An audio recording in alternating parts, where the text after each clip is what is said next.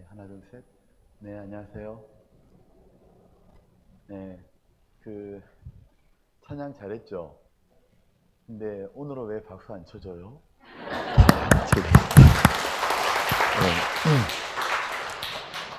저희가, 그, 찬양 매일 이렇게, 특송 되게 감사했습니다. 오늘 찬양 102장이잖아요. 주 예수보다 더 귀한 것은 없네.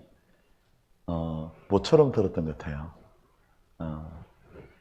저희가 그런 마음을 늘 가지고 있으면 참 좋을 텐데요. 그죠? 아마 우리 마음 속에는 당연히 예수님보다 더 귀한 것은 없을 겁니다. 근데 우리 마음을 자주 일깨우는 게 필요할 것 같습니다. 이렇게 또 오늘 집회하는데, 이렇게 이제 저만 마스크를 쓰지 않아가지고 굉장히 죄송합니다. 일주일간 이렇게 마스크 쓰고 들으신다 고생하셨죠? 힘드셨죠? 제가 너무 편한 것 같아가지고 죄송했습니다. 그리고 같이 기도하겠습니다. 네.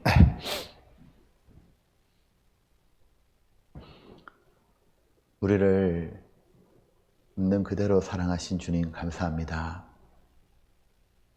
우리를 지으시고 또 우리를 불러주시고 하나님의 말씀을 배우게 해주시고 하나님의 사랑을 깨닫게 해주신 것을 참으로 감사합니다. 고마우신 예수님, 우리를 사랑하심을 죽음으로 표현해 주신 것, 우리의 죄를 영원히 완전히 씻어주신 것, 주님의 그 귀한 피 흘려 저희를 하나님의 자녀로 삼아주신 것 참으로 감사합니다. 우리를 그렇게 사랑하신다는 것, 성경을 통해 이제 알고, 그리고 저희 또한 주님께 마음을 드리고 사랑하며 살고 싶습니다. 아버지 하나님, 하나님의 사랑, 또 하나님의 어떠한 분임을 저희가 더욱 알 수 있도록 저희들을 붙잡아 주시고 저희들에게 더 하나님께 가까이 갈 수 있도록 도와주시옵소서. 한 주간 성경을 배우고 함께 주님의 사랑을 전하며 저희가 함께 모여서 집회할 수 있는 시간 주심을 감사합니다. 오늘 이 시간에도 하나님을 더 알게 해주시고 우리 마음이 하나님 외에 다른 것에 가지 않도록 우리의 마음을 새롭게 해주시고 우리의 지친 마음이 있으면 하나님 친히 만져주시기를 위로해 주시기를 간구합니다. 꼭 저희들이 세상을 향한 마음이 꼭 불같이 일어나고 있다면 주님 저희들을 더욱 불쌍히 여겨주시고 주의 예리한 말씀으로 세상을 향한 찌꺼기를 제거해 주시기를 하나님 꼭 그렇게 해주시기를 간구합니다. 오늘의 귀한 시간 주님께서 친히 역사해 주시고 도와주시옵소서. 우리를 사랑하시는 예수님 이름으로 기도드렸습니다. 아멘. 네, 요한복음 3장입니다.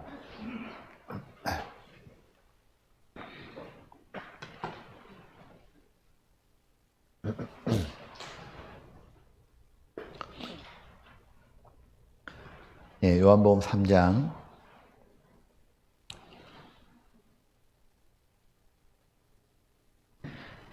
16절로 18절인데 자, 16절을 먼저 볼게요. 자, 3장 16절입니다. 16절 찾았으면 같이 읽어볼까요? 하나님이 세상을 이처럼 사랑하사 독생자를 주셨으니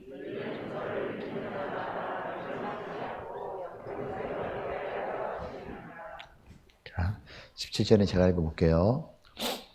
하나님이 그 아들을 세상에 보내신 것은 세상을 심판하려 하심이 아니요 저로 말미암아 세상이 구원을 받게 하려 하심이라. 저를 믿는 자는 심판을 받지 아니하는 것이요 믿지 아니하는 자는 하나님의 독생자의 이름을 믿지 아니함으로 벌써 심판을 받은 것이니라.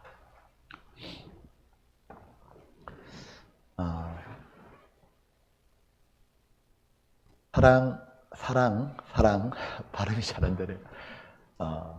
누구를 좋아하거나 사랑하게 되면 그 사람에게 관심이 가고 또 그에게 무엇인가 선물을 하고 싶죠. 사랑해 본 적이 없나 봐요.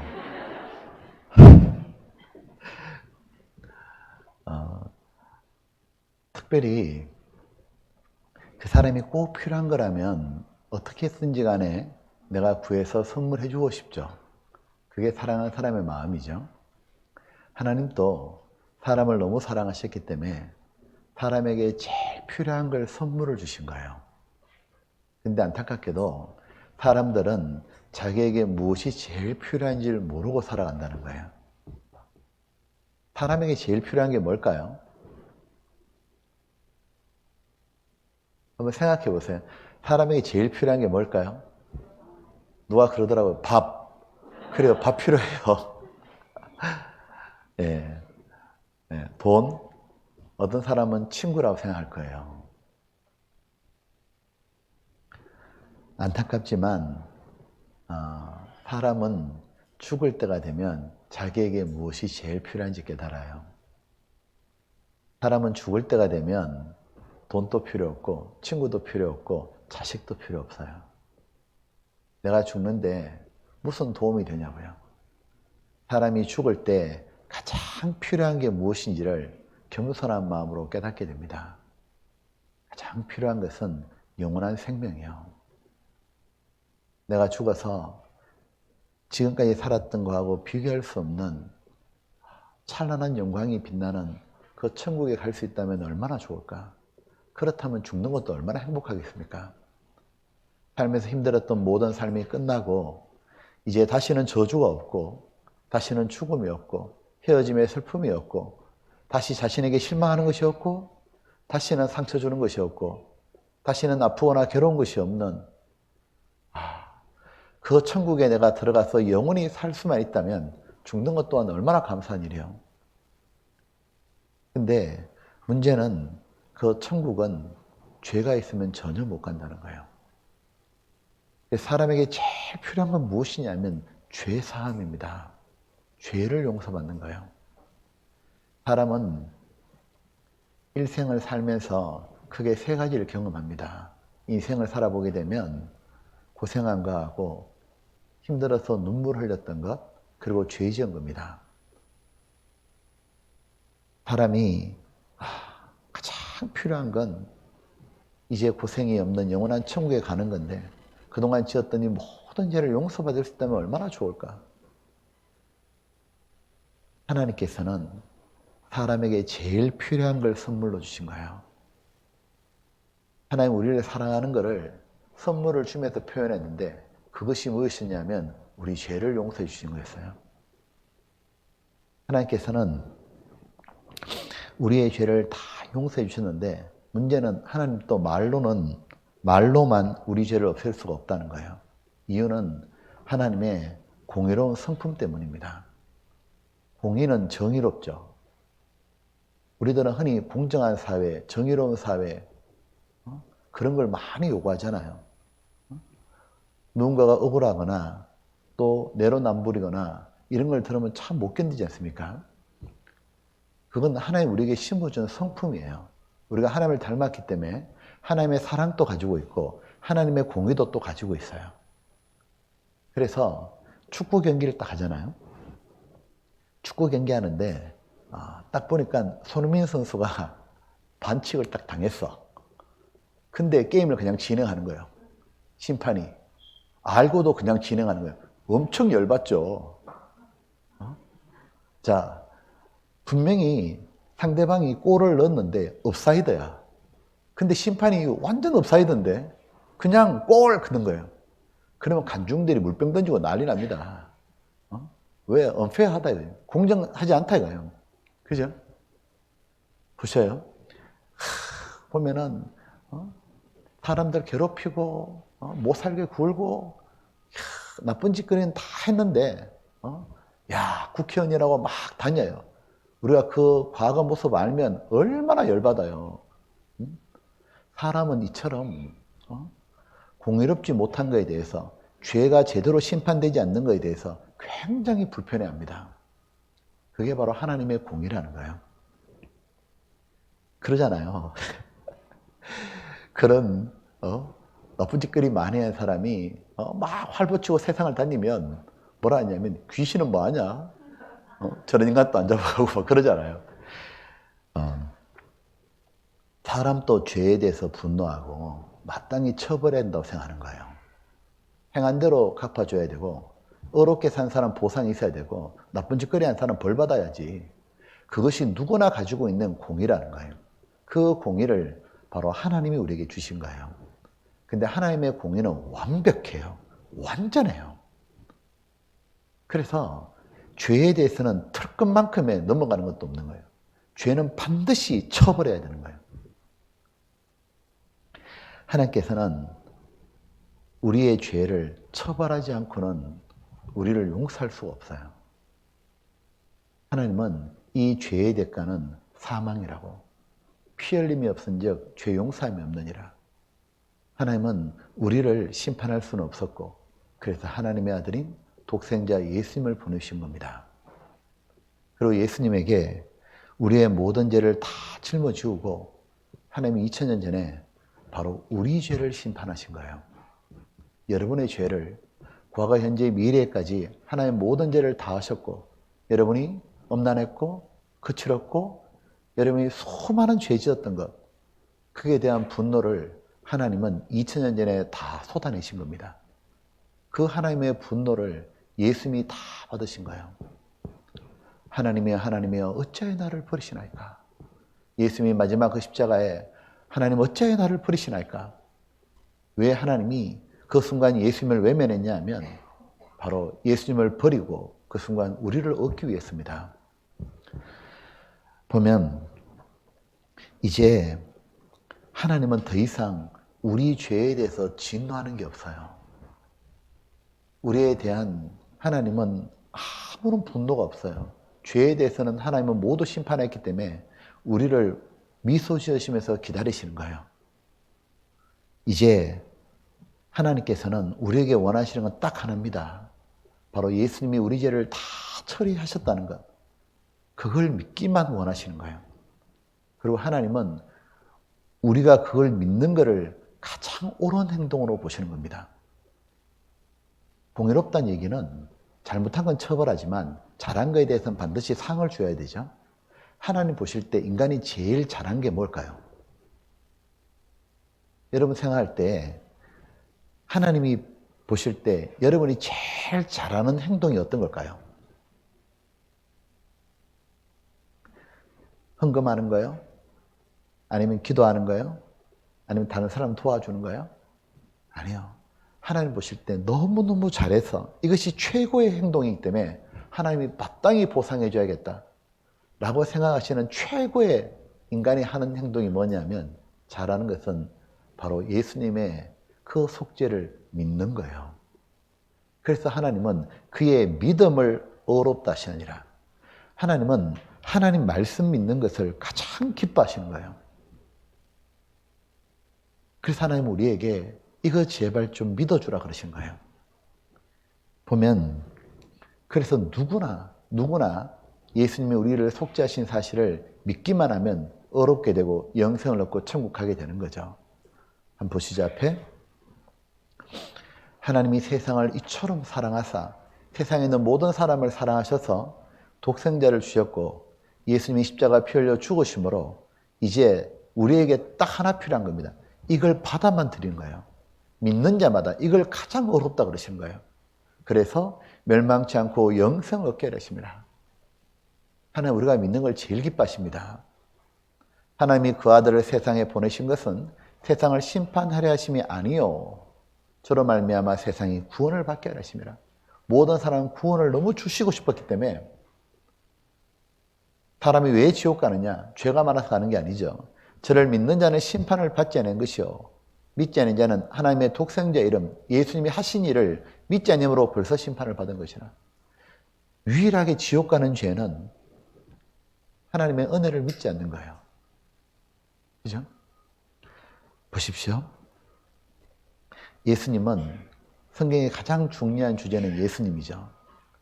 예수님의 가장 중요한 일, 하신 일은 바로 십자가에 돌아가신 일이고 그 피 흘려가지고 단번에 완전하고 영원한 속죄하신 거예요. 예수님이 다 해주셨기 때문에 하나님 입장에서는 더 이상 우리 죄는 전혀 문제가 안 됩니다. 하나님 입장에서 유일한 문제는 뭐죠? 이걸 믿지 않는 거예요. 이걸 믿지 않는 거. 그래서 하나님은 이걸 믿게 하려고 얼마나 애를 쓰시는지 모릅니다. 우리의 마음을 낮추려고 이 말씀 듣게 하려고 인생을 힘들게도 하시고 내 주변에 먼저 구원받은 사람 붙여주셔가지고 이것 좀 듣게도 하시고 먼저 구원받은 사람의 눈물과 그 희생과 그 간절한 바람을 보게 하시고 그리고 말씀을 듣게 하시고 이 성경 말씀이 사실인 걸 증거하려고 역사를 모두 꾸미셔가지고 지난 역사, 미래 역사를 성경에 기록하시고 성경대로 모든 것이 이루어지고 성경이 사실인 걸 계속 보여주시는 거예요. 하나님께서 그래도 믿지 못할까 봐 성경에 얼마나 많이 용서해놨다고 말씀하셔요. 이 성경은 사랑의 편지고 용서의 편지잖아요. 하나님 마음을 듬뿍 담아가지고 우리에게 알려주는 거지 않습니까? 이 보면 보시죠. 이렇게 돼 있죠. 이사야 44장 22절에 하나님 이렇게 표현하셨죠. 내가 네의 허물을 죄를 말하죠. 빽빽한 구름에 사라진 같이 네 죄를 안개에 사라진 같이 도말하였으니 너는 내게로 돌아오라. 내게로 좀 돌아오라. 내가 너를 구속하였습니다. 여기 지금 보면 하나님은 허물과 죄를 어디에 비유하셨냐면 구름과 안개에 비유하고 있어요. 그죠? 자, 구름과 안개를 만드신 분이 하나님이잖아요. 우리가 이런 거죠. 어느 날 구름이 잔뜩 끼고 안개가 자욱히 끼면은 너무 답답해요. 근데 구름과 안개는 인간이 해결할 수가 없어요. 근데 하늘이 걷어줘야 돼요. 하늘이 만약에 구름을 걷어주고 안개를 싹 사라지게 하면 얼마나 좋아요. 이제는 너무 잘 보이고 쭉 가면 돼요. 바로 우리가 죄가 너무 많아서 빽빽한 구름과 안개처럼 감당이 안 되는 거예요. 이거를 하나님께서 사라진 같이 하늘이 없애주는 것처럼 하나님이 도말하였으니, 도말이라는 말은 영어로 이렇게 됐죠. 한문이 도말이면 영어는 save away입니다. 바로 완전히 없애자는 말씀이에요. 호리만한 죄까지도 남김없이 완전히 없앤 것을 도말, swept away라고 말하는 겁니다. 그래서 도말하였으니, 완전히 없앴으니, 완전히 청명하게 만들어 놨으니 이제 좀 오라. 이제 다 해놨으니까 오라. 믿기만 하라 그 말입니다. 많은 사람들은 이렇게 생각하죠. 천국을 어떻게 가요? 그러면 사람들은 천국을 가고 싶은데 천국은 아무나 가는 게 아니죠. 천국은 파라다이스라고 말하죠. 파라다이스란 뜻은 다이스가 죄예요. 죄가 없는 곳이란 뜻이에요. 천국에 가기 위해서는 죄가 없어야 돼요. 그러면 천국 가는 방법은 두 가지가 딱 있는 거예요. 첫 번째는 무엇이냐면 태어나서 죽을 때까지 죄를 한 번도 안 지으면 돼요. 그 사람은 천국을 갈 수 있어요. 자, 천국은 죄가 있으면 안 돼요. 자, 태어나서 죽을 때까지 죄를 한 번도 안 짓는 사람 있어요, 없어요? 아니요, 한 분 계셔요. 누구예요? 그러니까 예수님은 혼자 가시는 거예요. 그러니까 예수님은 이게 가능해요. 근데 우리는 이게 안 돼요. 우리는 아무리 교회를 다니든 기도하든 뭐 용을 쓰든 어떻게 해도 뭐냐, 우리는 착하게는 살 수 없어요. 착하게만 살 수는 없어요. 죄 안 짓고 살 수가 없는 거예요. 그러니까 우리는 우리 힘으로 천국을 못 가요. 예수님만이 가능한 거예요. 근데 또 한 가지의 방법이 있어요. 그건 뭐냐면 우리는 태어나서 죽을 때까지 계속 평생 물마신같이 죄를 짓지만 또 하나의 방법은 무엇이냐면 평생의 모든 죄가 호리도 남김없이 도말되면 돼요. 이런 기적 같은 일이 벌어진다면, 즉 한 번도 죄를 안 지은 사람처럼 완벽하게 산 사람처럼 이런 일이 주어진다면 우리는 천국을 가게 돼요. 바로 이거를 하나님이 해주신 거예요. 예수님이 십자가에 죽으심으로 우리의 모든 죄를 다 없앤 거예요. 완전히 없앴으니, 도말하였으니 이제 너는 내게로 돌아오라. 바로 이 사실을 믿어달라 그 말이십니다. 다 돼 있으니까 이거 못 믿겠냐 그 말이에요. 안 그래요? 이렇게까지 해주셨는데 이것도 못 믿으면 어떡합니까? 자, 이걸 믿지 않는 거는 배척하는 거잖아요. 그죠? 그래서 천국 가는 방법은 무엇이냐면 우리가 무엇을 하는 게 아니라 다 해놓으신 것을 단지 믿음으로 가는 거죠. 그것도 도말 완전히 없앴으니 모든 죄를 처리하셨죠. 자, 이사야 38장입니다. 38장 17절입니다.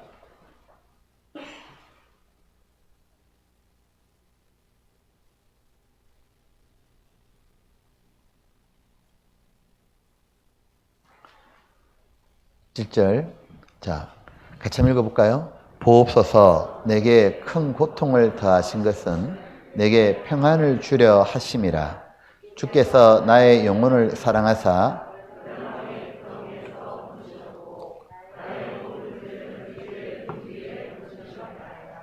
여기도 보면 나의 모든 죄죠. 모든 죄를 등 뒤에 던졌기 때문에 호리만한 것도 없는 거예요. 정말 그냥 믿기만 하면 되는 거예요. 그죠? 이제 성경을 보면 이렇게 돼 있죠? 자, 펴볼게요. 사람이 어렵게 되는 것은 율법의 행위에서 난 것이 아니요. 천국 가는 것은 내 의지로, 내 노력으로 되는 게 아니요. 오직 예수 그리스도를 믿음으로 말미암은 줄 아는 거로 우리도 그리스도 예수를 믿나니. 바로 하나님이 가장 기뻐하는 게 예수님이 하신 일을 믿는 겁니다. 그걸 어렵다 하시는 거예요. 가만히 생각해 보니까 믿는 거는 누구라도 할 수 있죠. 내가 기도하는 것, 교회 열심히 다니는 것, 술 끊고 담배 끊는 것, 그건 못해요. 어려워요. 근데 믿는 거는, 깨닫는 거는, 받아들이는 것, 그거는 누구든지 할 수 있어요. 애나 어른이나, 그죠? 뭐 외국 사람, 한국 사람이나, 남자나 여자나, 누구든지 용서되어 있는 거 믿는 건 할 수 있는 거예요. 하나님은 우리가 못하는 거 절대로 안 시킵니다. 하나님 우리에게 야, 너 100m 5초 내에 뛰어라. 그럼 천국 보내줄게. 그런 거 안 시킨다고요. 누구나 할 수 있는 것, 죽기 직전이라도 누구나 할 수 있는 것, 믿기만 하면 되는 것. 왜? 하나님 모든 사람 구원받기 정말 원하시는 거예요. 보면 너무너무 쉬운데 어떤 사람은 왜 구원을 못 받냐면 믿음을 오해하는 거예요. 이 천국 가는 믿음에서 오해하는 게 있는데 보면 천국 가는 믿음은 크게 세 가지 단계를 거쳐요. 첫 번째가 뭐냐면 나는 못한다는 걸 발견하는 거예요. 내 힘으로 천국을 못 가는구나. 그래서 내가 죄를 없앨 수도 없고 앞으로 죄 안 지을 수도 없고 나는 평생 죄 안 짓고 못 사는구나. 내 힘으로 천국을 갈 방법이 없구나. 교회를 아무리 다녀도 되는 게 아니구나. 이것도 발견하는 거예요. 그러면 믿음에 있어가지고 두 번째 단계는 뭐냐면 내가 못하면 누가 대신 해주면 얼마나 좋겠어요. 그래서 두 번째가 뭐냐면 대신 해줄 분을 찾는 거예요. 자, 내가 못하는데 숙제를 내가 해결 못하는데 누가 대신 해줄게 그러면 얼마나 좋아요.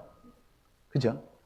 자, 그러면 해줄게 하고 나타나면 세 번째 내가 할 거는 뭐냐? 믿는 게 아니에요. 다시 해줄게 하고 나타나면 그걸 믿는 게 아니고요. 잘 보세요. 믿음이 뭔지. 믿는 건 뭐냐면 해줬나 안 해줬나 확인하는 거예요. 해줄게 하고 안 해주면 뭔 소용이냐고. 그래서 가장 중요한 게 세 번째입니다. 해줬는 일을 확인하는 거예요. 믿음은 그냥 확인하는 거라고. 자, 제가 좋아하는 예는 아니지만 피치보트 사용하겠습니다. 제가 학교 다닐 때 공부를 못했는데 유달리 못했던 과목이 있습니다. 누가 그러더라고. 어떤 과목 못할 거 같냐니까 수학 그러더라고요. 네, 못했어요. 어떤 분은 체육 그러더라고요. 나 그거 좀 하는데. 자, 제가 학교 다닐 때 가장 못했던 과목은 미술입니다. 나는 그림 그리는 게 그렇게 어려워요. 나는 그림을 딱 이렇게 그리려고 그러면 어디부터 그려야 될지 모르겠어. 저희 막내가요, 딸인데 얘가 어릴 때 저한테 하루 딱 오더니 아마 얘가 아마 한 4살이나 그래 됐을 거예요. 이렇게 이제 종이를 가져오고요. 그리고 이렇게 이제 색연필을 가져와요. 그리고 인형을 가져오더라고. 그래 딱 오더니 저한테 이걸 딱 놓더니 아빠 이거 이렇게 좀 그려달라는 거예요. 그때 제가 얼마나 위기감을 느꼈는지 모릅니다. 그 당시에 아빠는 최고인데 아이에 있어가지고 아빠는 모든 걸 다 할 수 있는 사람이잖아요. 와, 이걸 그려달라고 하는데 어떻게 그려야겠어요. 근데 그때도 어디부터 그려야 될지 모르겠더라고. 그래서 저한테 그렸어요. 정말 열심히 그렸어요, 제가. 그림을 열심히 그렸는데 아이가 딱 그려준 걸 딱 보더니 그림 한번 보고 인형 한번 보고 내 얼굴 한번 보고 이렇게 그리고 다시는 그림을 부탁하지 않습니다. 그게 그렇게 어렵더라고요. 근데 제가 저희 아버지께서 이제 예전에 돌아가셨는데 고향에 가가지고 유품을 정리했어요. 유품을 정리하는데 아버지가 이렇게 이제 박스가 이렇게 종이 박스 큰데 거기 이제 아버지 뭐 보시던 책도 있고 이렇게 넣어뒀어요. 그 이제 그거를 정리를 하는데 저희 집사람이 이제 그걸 정리를 했거든요. 저는 이제 저쪽 구석에 다른 거 하고 있었고. 근데 집사람이 막 정리하다가 갑자기 뭘 하나를 딱 꺼내더니 한참 보더니 저를 딱 보더니 막 웃어요. 그러더니 막 흔들어요 이렇게. 막 그러고 이게 뭐예요? 딱 그러는 거예요. 그게 뭔데? 그게 뭐였냐면 가보니까 제 초등학교 3학년 때 통지표요. 그게 왜 아버지께서 그걸 3학년 때 하고 4학년 때 그 통지표도 있더라고. 성적표 말이에요. 우리 때는 수의미안가 이런 게 있잖아요. 그게 딱 있는 거예요. 야, 나는 올수 받았다고 맨날 뻥쳤는데 이제 큰일 났어. 이제 딱 보니까 딱 보더니 막 웃더니 저한테 딱 그러는 거예요. 어릴 때부터 학교 비리가 되게 많았네요. 막 이러는 거예요. 왜? 딱 하더니 미술을 딱 보는데 3학년 1학기 미술 수, 2학기도 수, 4학년도 다 수인 거예요. 저희 집사람이 제 그림 실력을 알잖아요. 저희 그 초등학교 때는 제 기억에 의하면 시험을 친 게 아니에요, 미술은. 그림을 그려서 그 실기가 점수요. 근데 딱 어떻게 이렇게 수를 받냐고. 그때부터 뭐 치맛바람 입고 그랬냐고. 그런 거 우리 없었는데. 학교가 이상하다 막 그런 거예요. 저 어쩔 수 없이 학교의 명예를 위해서 제가 실토했습니다. 어떻게 수 받았는지. 저희 때는 이렇게 이제 시험을 보면 이제 미술을 꼭 미술 시간에 그림을 다 못 그리니까 집에 가서 그려오라 그런다고요. 그죠? 며칠까지 가져와라. 그러면 이제 집에 딱 가서 이제 그림을 그리는데 내일이면 이제 그림을 가져가야 돼요. 오늘 밤에 다 그림을 그려야겠는데 답답합니다. 그때도 어디부터 그려야 될지 모르겠어. 그림을 그려야 되는데 잠을 오고 짜증밖에 안 나, 막 그죠? 그러고 있는데 답답해하고 있으면 그때 저희 큰 누나가 대학생이에요. 저희 큰 누나가 제 방에 딱 왔어요. 딱 오니까 사태 파악이 되잖아요. 동생이 너무 짠하잖아. 찡찡거리니까 누나가 뭐라 했냐면 아휴 그거 줘. 누나가 그려줄게. 너 자. 나는 그 말을 얼마나 기다렸는지 몰라. 좀 빨리 와서 얘기해 주지. 그러면 누나가 그려준다 그러면 나는 뭐 하면 돼요? 자면 돼요. 얼마나 편한지 몰라. 푹 자고 일어나면 돼요. 딱 일어나면 누나가 그림을 딱 그려줬는데요. 내가 해야 될 건 그거 딱 들고 가면 돼, 그냥. 근데 어김없이 수요. 우리 누나가요, 그림의 대가입니다, 완전히. 얼마나 그림을 잘 그린 줄 알아요? 그림을 잘 그린다는 얘기는 여러분 오해하면 안 돼요. 수를 밖에 그려주는 게 잘 그리는 게 아니에요. 진짜 그림의 대가는 절대로 안 들키게 그려주는 거예요. 딱 초등학교 3학년이 딱 수 맞는 그 수준. 대단했습니다, 정말. 그렇게 딱 그려주니까 나는 뭐 포스터 해와라, 뭐 그림 그려와라, 뭐 만들게 해와라, 표 만들어라. 누나가 다 해줬다니까요. 나는 미술이 너무 좋아. 그냥 다 써요, 그냥. 나중에 우리 담임선생님 그러더라고. 한 번 오더니 100일장 대회 나가서 그러더라고.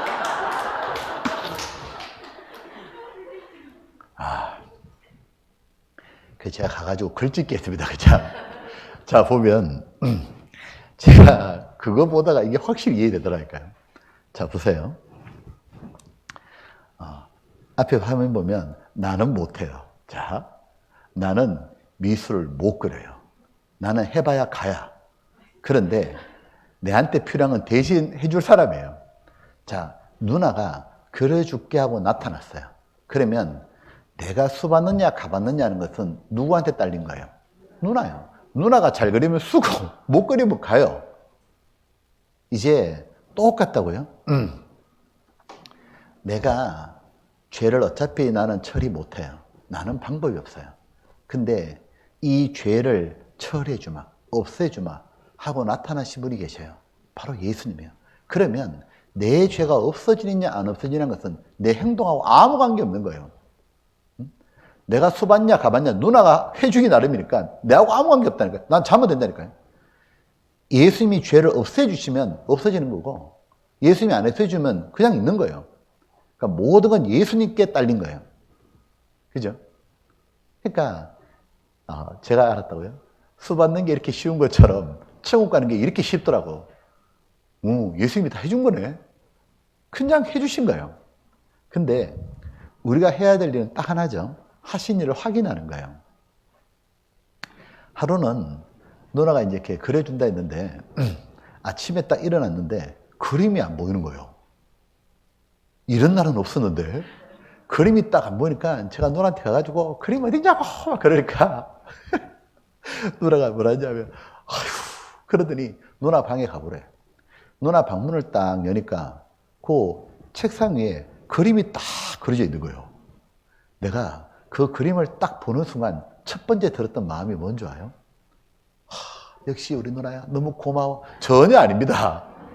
그게 아니고 나는 그림을 딱 보자마자 수다. 나는 그 생각 들더라고. 그냥 고마운 게 아니라 수다. 마음이 탁 놓여 그냥. 나중에 생각해보니까 누나가 고마운 거예요. 보면 누나가 밤새 그림을 그려줬지만 내가 그 그림을 확인하지 못하면 나는 불안한 겁니다. 보십시오. 예수님은 2000년 전에 오셔서 우리의 죄를 다 도말하셨지만 왜 나는 지옥 갈까 두렵고 불안하냐? 확인해 본 적이 없는 거예요. 그래서 하나님은 확인해 보라고 주신 것이 바로 성경이었던 겁니다. 그래서 이 성경 속에 바로 예수님의 구원하신 일을 창세기부터 요한계시록까지 잔뜩 기록해 두셨던 거예요. 그래서 우리가 성경을 배울 때 해 주신 거구나 확인만 하는 거예요. 그러니까 마음이 탁 놓이는 거예요. 이래 된 거죠. 여기 보면 하신 일을 이렇게 확인만 하면 돼요. 무엇으로? 성경으로 말해요. 맞아요? 네, 이제 확인했어요. 보니까 그러면 우리가 이 천국 가게 되는 것, 어렵게 되는 것, 영생 얻는 것은 정말 너무너무 쉬운 거였던 거예요. 다 해주신 것을 발견하는 거였어요. 맞죠? 그래서 천국 가는 믿음이 가장 쉬운 거예요. 고생은 예수님이 다 하시고. 자, 그런데 왜 이렇게 예수님은 우리를 위해서 이렇게 다 하셨을까요? 이유는 한 가지밖에 없어요. 사랑하기 때문이에요. 다른 이유는 아무것도 없는 거예요. 사랑하면 무조건 해주고 싶은 거예요. 그래서 이렇게 말씀하셨죠. 자, 여기 보면 왜 나의 모든 죄는 주의 등 뒤에 던지셨냐. 그 이유가 뭐냐면 바로 어디 갔지? 그 이유가 바로 나의 영혼을 사랑하시기 때문입니다. 어디 갔지? 여기 있네요. 죄송합니다.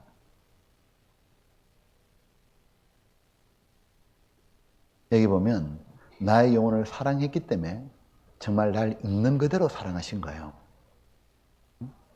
그래서 멸망의 구덩이에서 건지신 겁니다. 근데 여기 보면 이렇게 돼 있죠. 하나님이 우리를 얼마나 구원하고 싶어 하시면 우리에게 이렇게 말씀하시죠. 보옵소서 내게 큰 고통을 더하신 것은 내게 평안을 주려 하심이라. 참 여기 보면 고통이에요? 큰 고통이에요? 자, 이렇다는 거예요. 인생은 살아보게 되면 고통스럽습니다.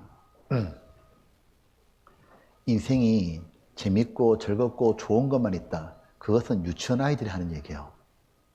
인생은 살아보면 절대로 만만한 게 아니고 누가 그러잖아요. 인생은 양파 같다고. 껍질을 벗기니까 눈물밖에 남는 게 없더라고. 살아보니까 계속 눈물이고 그리고 인생은 고난을 위하여 났느니 불태와 위로 나는 것다고. 참 사는 것 자체가 힘들어요. 근데 뭐라 되어 있냐면 사는 것도 힘든데 하나님은 내게 큰 고통을 주셨다는 거예요. 아마 여기 앉아 계신 분들, 구원받은 분들 아마 거의 대부분은 인생의 큰 고통을 겪어보셨을 거예요. 때로는 너무 큰 상처도 받고 배신도 당하고 경제적으로 어려워지고 또 보면은 자식 때문에 너무 힘들기도 하고 부부관계 때문에 힘들기도 하고 이렇게 저래 이모저모로 참 갑자기 건강을 잃기도 하고 너무너무 힘들어가지고 너무 고통스러운 것도 있을 것 같아요. 왜 하나님은 내게 그런 고통을 주냐고 말해요. 이유가 뭐냐면 이렇게 말씀하시죠. 고통을 더하신 것은 고통에다 큰 고통을 더했다 그 말이에요. 왜 내게 이런 일을 하셨냐? 내게 평안을 주려 하심이라. 하나님이 진정으로 주고 싶은 건 평안인데 바로 영혼에 대한 평안입니다. 영혼은 내가 죽어도 이제 천국 갈 수 있구나. 죄를 다 용서받았구나. 구원받아야 평안이 임하죠. 보면 이런 겁니다. 사람들은 왜 너무 좋은 일만 있고 너무 요즘에 잘 나간다 그러면 그 사람 앞만 보고 막 달린다 그래. 그럼 그 사람 남의 얘기 안 들어요. 그리고 좀 어느 정도 나가도 막 바쁘게 걷죠. 그러다가 조금 힘들면 이제 좀 천천히 걸어요. 더 힘들면 터벅터벅 걷다가 많이 힘들면 멈추기도 하고 진짜 힘들면 털썩 주저앉아요. 근데 주저앉은 상태에서는 안 돼요.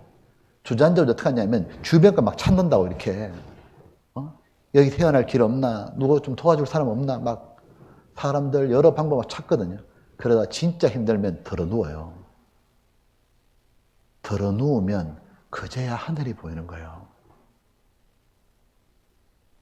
내 인생이 왜 이럴까? 이렇게 살다 죽는 게 끝인가? 도대체 내가 왜 태어났을까? 정말 힘들 때, 그때 하나님 말씀을 들을 때 하나님 말씀이 다가오는 거예요. 인생길 험하고 마음 지쳐 살아갈 용기 없어질 때 너 혼자 앉아서 낙심치 말고 예수님 품으로 나오시오. 마음이 가난한 자는 복이 있나니 천국이 저희 것이요. 그 말대로 정말 힘들고 어려워질 때 그때 하나님 말씀 들을 때 말씀이 들어오기 시작하는 거예요. 하나님은 그만큼 우리 영혼을 사랑해서 구원하고 싶었기 때문에 인생의 고통도 주신 것 겁니다. 그 가운데 이 말씀을 들으면서 하나님이 진짜 날 사랑하시는구나. 내같이 아무것도 아닌 사람을 위해서 자신의 생명을 주신 거구나. 나를 있는 그대로 내 영혼을 정말 사랑하시는구나. 나같이 더러운 사람도 내게 아무 조건 없이 그런 사랑을 처음 받아본 거예요. 살면서 항상 잘하려고 노력했어야 됐어요. 인정받으려고 해야 됐어요. 죄를 지으면 감춰야 됐어요. 나 못하는 거는 안 드러내야 됐어요. 그래야 사랑받았기 때문입니다. 심지어 친구 사이도 마찬가지지만 부모에게도 그래요.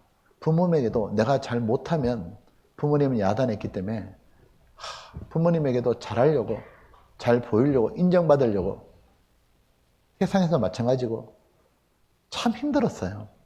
근데 내가 못나도 돌아보면 정말 내가 보잘것없고 너무도 많은 죄를 지었음에도 불구하고 그에 대해서 한마디 말씀도 안 하시고 마치 그 죄가 내가 지었음에도 불구하고 마치 내 잘못이 아닌 것처럼 예수님이 그 죄를 다 떠안으시고 그 죄를 다 처리해 주시고 나같이 보잘것없는 인간을 하찮은 사람을 사랑한다고 생명을 주시면서 사랑을 고백하신 거예요. 그런 사랑은 처음 받아본 거예요. 그렇게 나를 아끼고 사랑하시는 분이 하나님이셨구나. 그걸 그때 깨닫는 거예요. 그래서 하나님께서 정말 나를 사랑하시는구나. 무조건적인 사랑이구나. 일방적인 사랑이구나. 진짜 나 좋아하시는구나. 그거 아셔요? 하나님이 정말 여러분 좋아하시는 거. 여러분을 제일 좋아하시는 분이 누굴까요? 여러분 사장님이 아닙니다. 여러분 아이가 아닙니다. 하나님이 가장 우리를 좋아하시잖아요. 있는 그대로. 그죠? 하나님은 보면 이렇게 하셨죠. 이거 많이 보셨어요? 저희보다 너무 신기해. 하나님은 사랑을 설명하고 싶은데 하나님의 사랑은 뭐냐면 아가페, 무조건적인 사랑이죠. 그래서 부모, 자식, 어미와 새끼 이런 관계를 보여주죠. 참 짐승도 희한해요. 자기 새끼 다 사랑해요. 이 보세요. 이 배 위에 앉을 수 있는 얘밖에 없어요. 배에 이렇게 탁 이렇게 눕혀주는 거 봐요. 진짜 신기하더라고 이거. 업어주는 거 봐요. 야, 먹여주는 거 보셔요. 야, 얘한테 입 맞출 수 있는 얘밖에 없습니다. 이거 보셨어요? 이 사자가 어딜 쳐다봅니까? 얘는 아무 생각 없다니까. 얘를 딱 쳐다보는데 이 눈빛은 먹으려는 눈빛이 아닙니다. 만약에 얘를 누가 건드리면 어떻게 될까요? 절단 나는 거지. 얼마나 봐봐요. 짐승도 악어도 자기 새끼 다 업어줘 이렇게. 거북이도 업어주는 거 봐요 이렇게. 품어주는 거 보셔요. 야, 양팔에 탁 얘는 하나 더 놓으면 안 돼. 보면 이게 다리가 지금 몇 개요. 이 펭귄 보셨어요? 자기 새끼 발 시려울까 봐 자기 발등에 올려놔줘요. 이렇게 아낀다고. 일방적으로 사랑하는 거예요. 바로 이 모든 짐승에게 이런 사랑을 주시는 분은 사랑이 얼마나 많아야 돼요. 모든 사람에게 돈 10억씩을 줄 수 있다면 돈이 얼마나 많아야 돼요. 모든 짐승, 모든 사람에게 새끼에 대한 사랑을 주신 분은 사랑이 무한된 거예요. 그러니까 하나님은 어떤 죄인도 다 용서하신 거예요. 너무 사랑하기 때문에.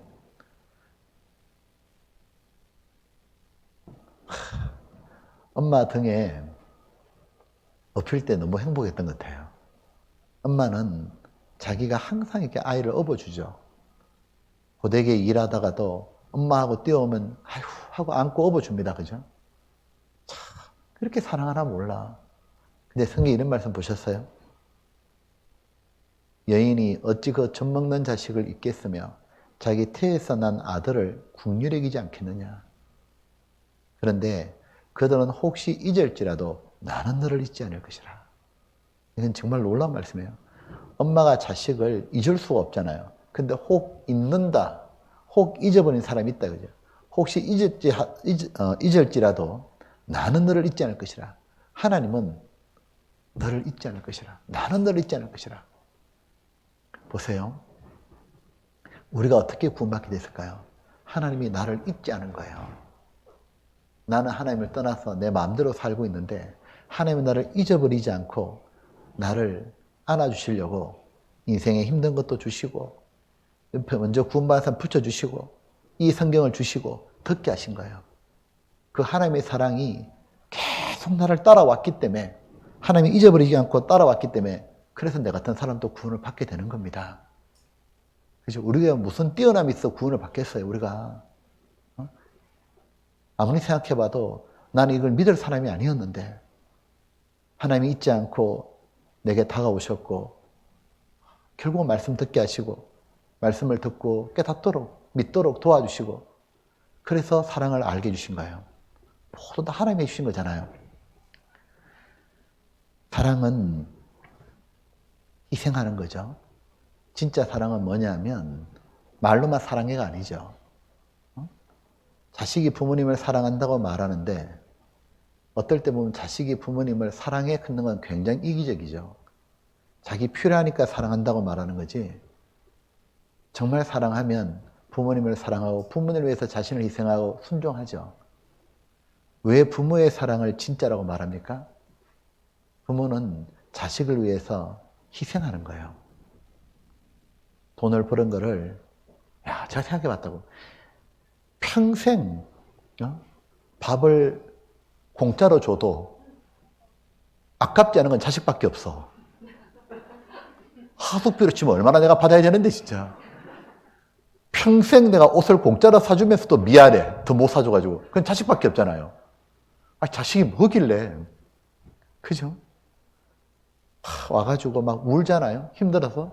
그러면 그 앞에서 울지는 못해도 돌아서 같이 울어야 돼. 너무너무 가슴이 아픈 거예요. 어떻게 해주지 못하면 힘들어하는 거 보면 괜히 내가 무능한 느낌을 받잖아요. 그 이상의 자식은요. 그래서 희생하잖아요.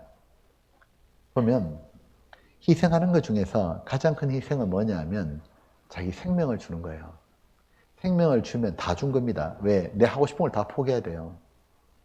내가 돈이고 내가 좋아하던 거 다 놓고 떠나야 되는 게 죽는 거예요. 생명 주면 다 주는 거잖아요. 근데 부모가 때로는 자식을 살리기 위해서 죽는 경우도 있죠. 아파트 10층에서 불이 났거든요. 불이 났는데 그때 엄마는 없고 5살짜리 딸아이하고 아빠가 있었어요. 근데 갑자기 불이 확 번지고 검은 연기가 막 피어오르니까 막 콜록콜록하고 그래서 베란다로 빠져나왔는데 이쪽으로 불길이 뻗어나오는 거예요. 애는 울고 아빠는 뭘 어떻게 해야 돼. 뭐 방법이 없잖아요. 아빠가 어떻게 하냐면 자기 딸아이를 꼭 안아. 하나밖에 없는 딸아이요. 꼭 안더니 아이가 우니까 그 아이 이렇게 얼굴을 만져주고 눈물을 닦아주고 토닥토닥 거리는 거예요. 헝클어진 머리카락을 이렇게 빗어주고 그리고 얼굴을 딱 만지면서 얘기하기 시작해요. 세상에서 너를 제일 사랑하는 건 아빠와 엄마야. 아빠와 엄마는 너를 위해서라면 무엇이든지 다 할 수 있단다. 너가 이제 엄마 말을 잘 듣고 예쁘게 자라고 꼭 행복하게 살아야 된다. 그리고 지금부터는 아빠가 하는 것을 무조건 다 믿고 따르면 된다. 아무 걱정하지 말라고. 그러더니 이 아빠가 어떻게 하냐면 아이를 딱 안아요. 안고는 10층에서 뛰어내려 버린 거예요. 뛰어내리는데 어떻게 뛰어내리냐면 안고 뒤로 뛴 거 이렇게 해요. 그러니까 떨어지자마자 적사요. 머리가 깨어졌고 적사인데 딸은 찰바상 입고 살았어요. 자, 이 아빠가 10층에서 뒤로 뛰어내리면 자기 죽는 거 알아요, 몰라요? 아는데 왜 그렇게 해요? 네. 내가 죽어도 얘는 너무너무 살려주고 싶은 거예요. 이거 아셔요? 예수님은 하늘에서 영광을 버리고 이 땅에 오시면 어떻게 죽을지 다 알고 계셨어요. 십자가에서 어떤 고통 받을지 다 알고 계셨는데도 왜 그 하늘 영광 보좌를 버리고 이 땅에 오셨어요? 우리 살려주고 싶은 거예요. 죄 없는 예수님이 죽지 않으면 우리 죄가 처리가 안 되는 거예요. 그걸 아시고 죽어주러 오신 거예요. 여러분, 그 십정에서 뛰어내렸는데 그 아빠가 죽었어요. 그 딸아이가 아빠가 자기 사랑하는 거 모를까요? 아빠는 정말 날 위해서 자기를 다 준 거야. 당연히 알 거 아니에요. 응? 그 아빠가 한 가지 바라는 게 뭐겠어요? 내가 너 정말 사랑한다는 거. 그거 너 꼭 믿어라. 아빠가 없더라도 너 외롭지 않을 거다. 내가 너 그렇게 사랑하는 거 그거 믿어주길 그걸 바라지 않겠냐고. 하나님께서 우리에게 뭘 바라시겠어요? 내가 너 진짜 사랑한다. 난 널 위해서라면 생명도 줄 수 있고 하늘의 영광도 버릴 수 있었고 내가 모든 걸 다 할 수 있었다고. 그런데 그 사랑을 믿지 않는 사람이 있어요. 배척하는 사람이 있어요. 그 사람은 천국 못 가요. 아니, 천국 갔어도 안 돼요. 왜요? 천국은 그렇게 마음이 차가운 인간이 가는 게 아니에요. 아무리 죄를 많이 지었다 할지라도 적어도 천국은 상대의 진심을 아는 사람이 가는 거예요. 우리는 그러잖아요. 서로 살다 보면 진심이라는 걸 알잖아요. 저 사람이 아이고 내가 그냥 대충 관계 가지려고 살아가는 건지 아니면 진짜 나를 생각해 주는 분인지 진짜 나를 생각해 주는 분은 내한테 하는 게 달라요. 그렇지 않습니까? 근데 아무리 나한테 잘해도 자기 생명을 누가 주냐고요. 아니 생명을 주면서까지 사랑한다고 고백하는데 그걸 안 받아들여요? 그 사람은 진짜 마음이 삐뚤은 거예요. 너무너무 진심을 모르잖아요. 너무너무 왜곡돼 있잖아요. 너무너무 속았잖아요. 제가 그런 생각 들더라고. 믿지 않는 분에게 뭘 묻고 싶냐면 그래요. 그동안 믿지 않았는데 믿지 않아서 받은 게 뭐냐고. 마귀가 뭘 해주더냐고. 하나님은 나에게 성경도 주셨고 나에게 생명을 주지 않았냐고. 당연히 믿을 수밖에 없죠. 진짜 사랑은 뭐냐면 나를 살리려고 자신을 생명을 주신 거예요.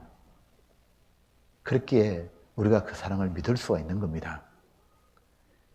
사람이 저기 피아노가 있잖아요. 피아노 금반을 터치하게 되면 소리가 나야 돼요. 만약에 터치하는데 소리가 안 나요. 아무리 눌러도 소리가 안 나요. 그러면 이때부터는 흉물이요. 이건 버려야 돼요. 필요 없죠. 새로운 거 교체해야 되죠. 왜 사람이 지옥으로 가요? 반응이 없는 거예요. 사랑한다 말씀하시고 죄 사했다고 말씀하시고 자녀 삼겠다 말씀하시는데 아무 반응이 없으니까 결국은 지옥으로 떨어지는 겁니다. 그래서 하나님이 우리에게 원하시는 건 딱 하나요. 이 사실을 받아주라. 믿어주라. 그 믿는 자에게 하나님은 바로 하나님의 자녀가 되게 해주시는 겁니다. 요한복음 1장입니다.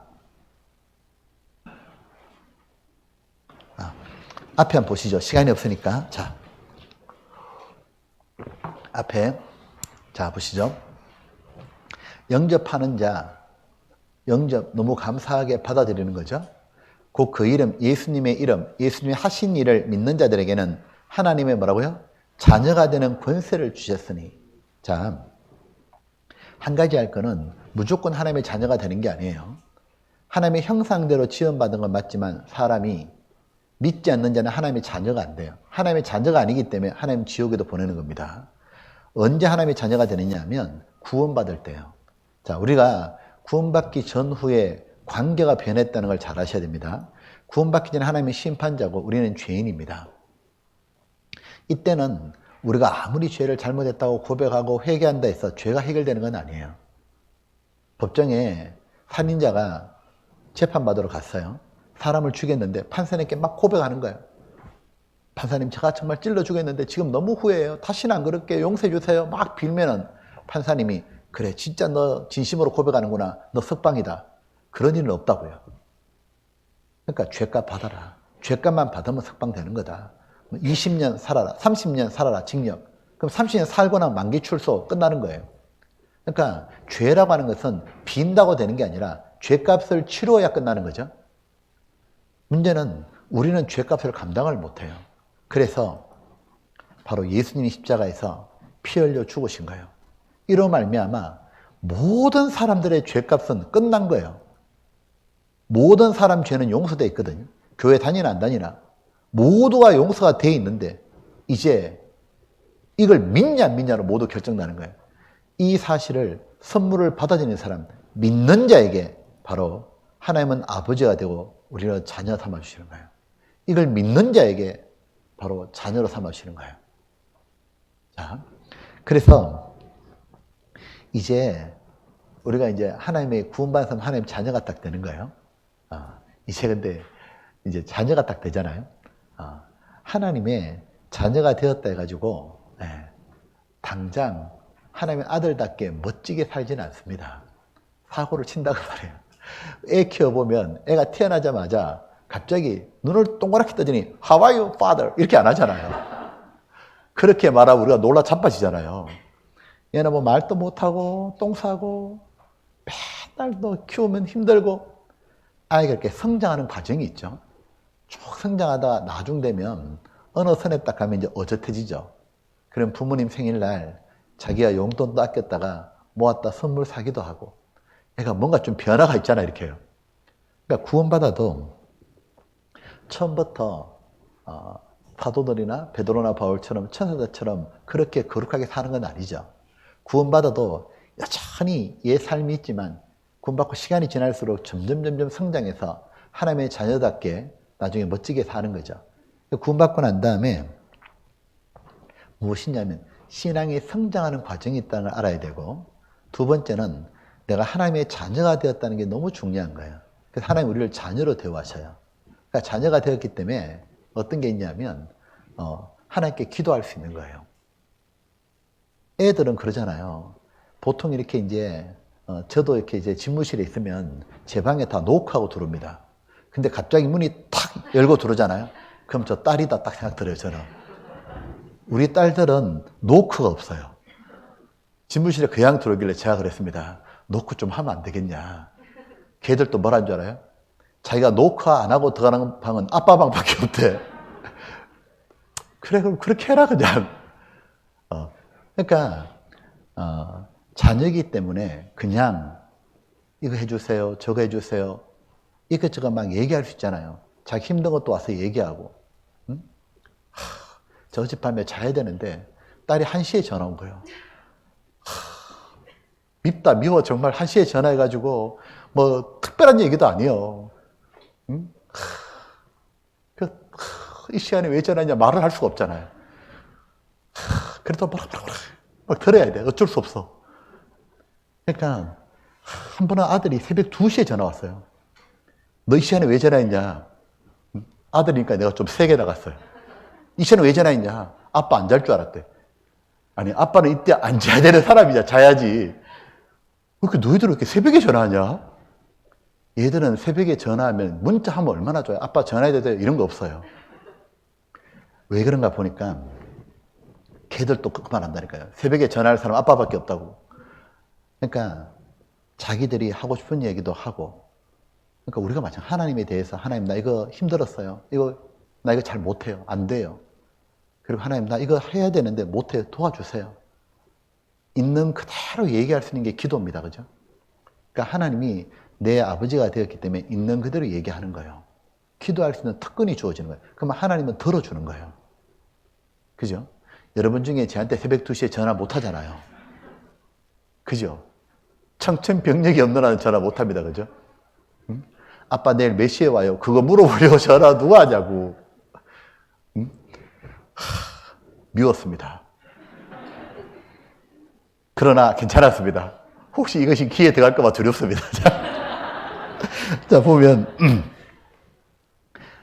보면 그래서 우리가 이렇게 기도할 수 있는 특권이 주어졌고 또 하나가 뭐냐면 하나님은 자녀가 되었기 때문에 구원받은 사람을 반드시 키웁니다. 양육합니다. 훌륭한 사람으로 만들어 가십니다. 자식이 태어나게 되면 이 자식이 우리의 모든 거죠. 부모는 자식을 자기보다 더 잘났으면 좋겠어요. 그죠? 그 희한하잖아요. 아들이 아빠보다 나아요. 그 말 듣고 기분이 안 나빠. 참 이상해. 누가 내보다 잘났다 그러면 굉장히 기분 나쁠 것 같은데 아들은 괜찮아. 그러니까 부모는 자식이 자기보다 더 잘 되길 바라지 않습니까? 그래서 부모는 자식을 교육을 시키고 계속 먹이고 키우고 사랑으로 돌보죠. 하나님이 우리를 구원받아서 이렇게 돌보신다고요. 어떻게 하시냐면 영혼이 성장할 수 있도록 하나님은 영혼이 성장할 수 있는 양식도 주시고 보호도 하시고 여러 상황도 엮어가지고 키우고 성장을 하게 합니다. 그 하는 과정에서 어떤 게 있냐? 하나님께서 징계를 할 때도 있는 거예요. 자, 이런 겁니다. 구원받은 사람이 죄를 지으면 어떻게 될까요? 자, 구원받은 죄를 지으면 안 되잖아요. 죄를 지으면 지옥은 안 가죠. 그러나 꼭 기억하셔야 돼요. 구원받은 사람이 하나님이 싫어하시는 죄를 지으면 하나님과의 관계가 서먹해져요. 교제가 안 돼요. 부모 자식 사이가 있으면 부모가 자식 사이에 자식이 엄마 아빠가 말하는 대로 잘 따라주면 자식하고 부모 사이는 너무너무 친하죠. 부자 유친이라고. 너무 친밀한데 자식이 부모 말을 계속 거스려요. 계속 말 안 듣잖아요. 그럼 어떻게 돼요? 관계가 계속 파괴돼요. 계속 멀어지지 않습니까? 근데 계속 멀어지면 너무 답답하잖아요. 우리가 하나님 앞에 죄를 지으면 하나님과 점점 관계가 멀어진다는 얘기는 뭐냐면 모든 축복을 잃어버리는 거예요. 이거 꼭 기억하셔야 돼요. 모든 좋은 것은 자, 내가 왜 행복, 기쁨, 만족 이런 모든 좋은 단어는 어디서 오느냐면 위로부터 내려오는 거예요. 바로 하나님에게서부터 모든 좋은 건 내려와요. 야고보서에 보게 되면 각양 좋은 은사와 온전한 선물이 다 위로부터 빛들의 아버지께로서 내려오나니 왜? 하나님이 복의 근원이에요. 복의 근원 강림하사 하나님이 모든 좋은 걸 다 가지고 있다고요. 하나님은 모든 게 가능한 분이잖아요. 그분이 정말 살아 계시잖아요. 우리를 사랑하시고 그래서 모든 좋은 게 위로 내려오는데 하나님하고 내하고 만약에 이 죄로 말미암아 관계가 막히잖아요. 그러면 어떤 일이 벌어지냐 모든 좋은 게 내게 없어지는 거예요. 그래서 구원받고 나면 기쁘고 감사한데 그거는 하나님이 기뻐하셔서 우리에게 주신 겁니다. 그 마음들을. 근데 죄를 짓고 살아가게 되면 기쁨과 감사가 사라지는 거예요. 마음이 답답해지는 거예요. 그죠? 그리고 계속 죄를 짓잖아요. 그럼 어떤 일이 벌어지냐? 계속 하나님과 서먹서먹해지는, 멀어지는 겁니다. 그러면 하나님은 이렇게 계속 멀어지는 것을 가만히 두고 못 보셔요. 왜냐하면 너무 사랑하시는 거예요. 하나님 간섭하신다고. 왜? 자식 키워보게 되면 이런 거 보잖아요. 자식이 말을 안 들으면 답답해. 잘못된 길로 걸어가잖아요. 너무 답답해. 그리고 간섭하기 시작합니다. 남의 자식이 뭐 학교 안 가든 뭐 담배 피든 뭐 술 먹고 다니든 내하고 뭔 관계 있냐고 내버려 두지만 만약에 내 아들이 그런 식으로 살아가는 걸 내가 알잖아요. 그럼 어떡합니까? 부릅니다. 불러서 너 왜 그렇게 하냐고 얘기하죠. 그리고 안 바뀌죠. 야단하죠. 화나죠. 근데 계속 태도를 안 바꿔요. 여전히 친구 만나가 술 마시고 막 해. 어떡하냐? 딱 불러요. 때려요. 회초리를 사정없이 때려야 돼요. 왜? 사랑하기 때문에 때리는 거예요. 어느 부부가 자식을 매를 대고 난 다음에 기분 좋은 사람 누가 있어요? 때리고 나면 너무 가슴이 아프잖아요. 왜? 너무 아파하는 모습이 아프고 또 하나는 뭐냐면 나도 완벽한 게 아닌데 근데 자식이 매를 대고 나면 얼마나 가슴이 아파요. 그럼에도 불구하고 때려요. 왜? 내 아이만큼은 정말 잘 자라게 하고 싶은 거예요. 성경에 하나님은 초다를 참하지 못하는 자는 회초리를 못 대는 자는 자식을 사랑하는 게 아니라 그랬어요. 자식을 때려서 하는 이유가 뭐냐면 이 길을 가는 건 네게 고통이 있는 거야. 네가 이렇게 가는 거는 권위를 무시하고 아빠의 권위를 무시하고 위아래를 모르는 거는 너는 커서 사람 안 되는 거야. 분명히 질서 속에 넣는 거예요. 때리잖아요. 그러면 애가 아파하고 그리고 돌이키잖아요. 그러면 약도 발라주면서도 같이 아파하면서도 너무너무 사랑하는 거예요. 아이를요. 그래서 때린다고. 요즘에 제가 못 느껴요? 자식 키우면서요. 늘 가서 간섭하고 했던 말 또 하고 잔소리하고 진짜 힘들어. 그거 하기 싫다니까요. 잔소리하는 거는 진짜 사랑해야 하는 거예요. 시편 119편에 이런 말씀이 있어요. 주께서 나를 괴롭게 하시면 성실하심으로 말미암은 영혼이다. 그 성실하심이 사랑이 변함없는 영혼이다 그 말이에요. 사랑하니까 계속 잔소리하는 거예요. 진짜 하기 싫더라고. 근데 자식한테는 해요. 내가 아니면 해줄 사람이 없잖아요.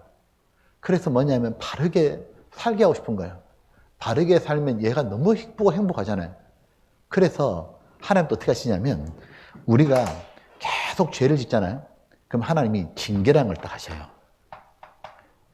그래서 징계는 마음으로 고통도 오고 또 심하게 징계받을 수도 있어요. 어떤 사람이 구원받은 사람이 도저히 쉬어서는 안 되는 그런 도덕을 넘는 경우 있죠. 뭐 남의 돈을 크게 띄어먹거나 하여튼 시험에 들어가지고 너무 큰 죄를 짓거나 그럴 때 하나님께서 징계하시는데 징계는 여러 모양으로 오죠. 내가 다치기도 하고 내 주변의 가족들이 힘들어지기도 해요. 하나님은 그 사람이 어떻게 해야만 돌이키는 방법을 아시니까 힘들게 탁탁 하시는 거예요. 근데 사랑해서 하는 거예요.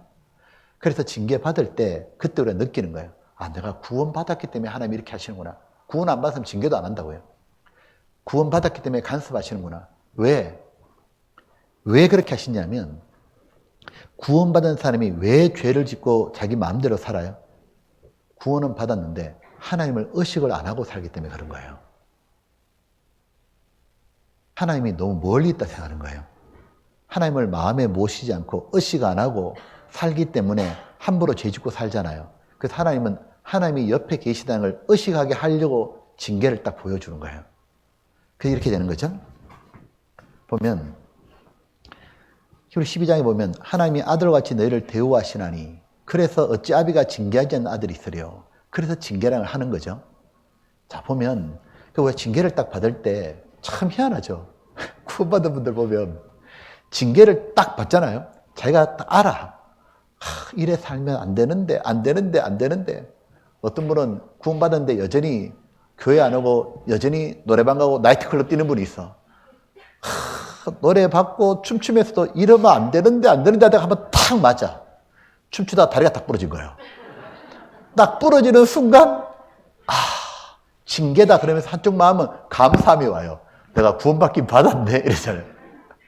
자, 하나님 이렇게 징계를 하시는데 자, 우리가 징계받을 때의 태도가 뭐예요? 보면 부모님이 너 종아리 걷어하고 딱 때리잖아요. 딱 때릴 때 어떻게 해야 돼요? 잘못했다고. 응? 제가 이렇게 하면 안 되는 줄 알았는데 제가 정말 잘못했어요 아빠. 하고 잘못했다고 탁 빌면은 제가 다시 안 그럴게요 그러잖아요. 그러면 더 이상 때릴 이유가 없어요. 그죠? 보면 자, 아들은 때리는데 딸은 못 때리겠더라고. 때리기 전에 이미 울어요.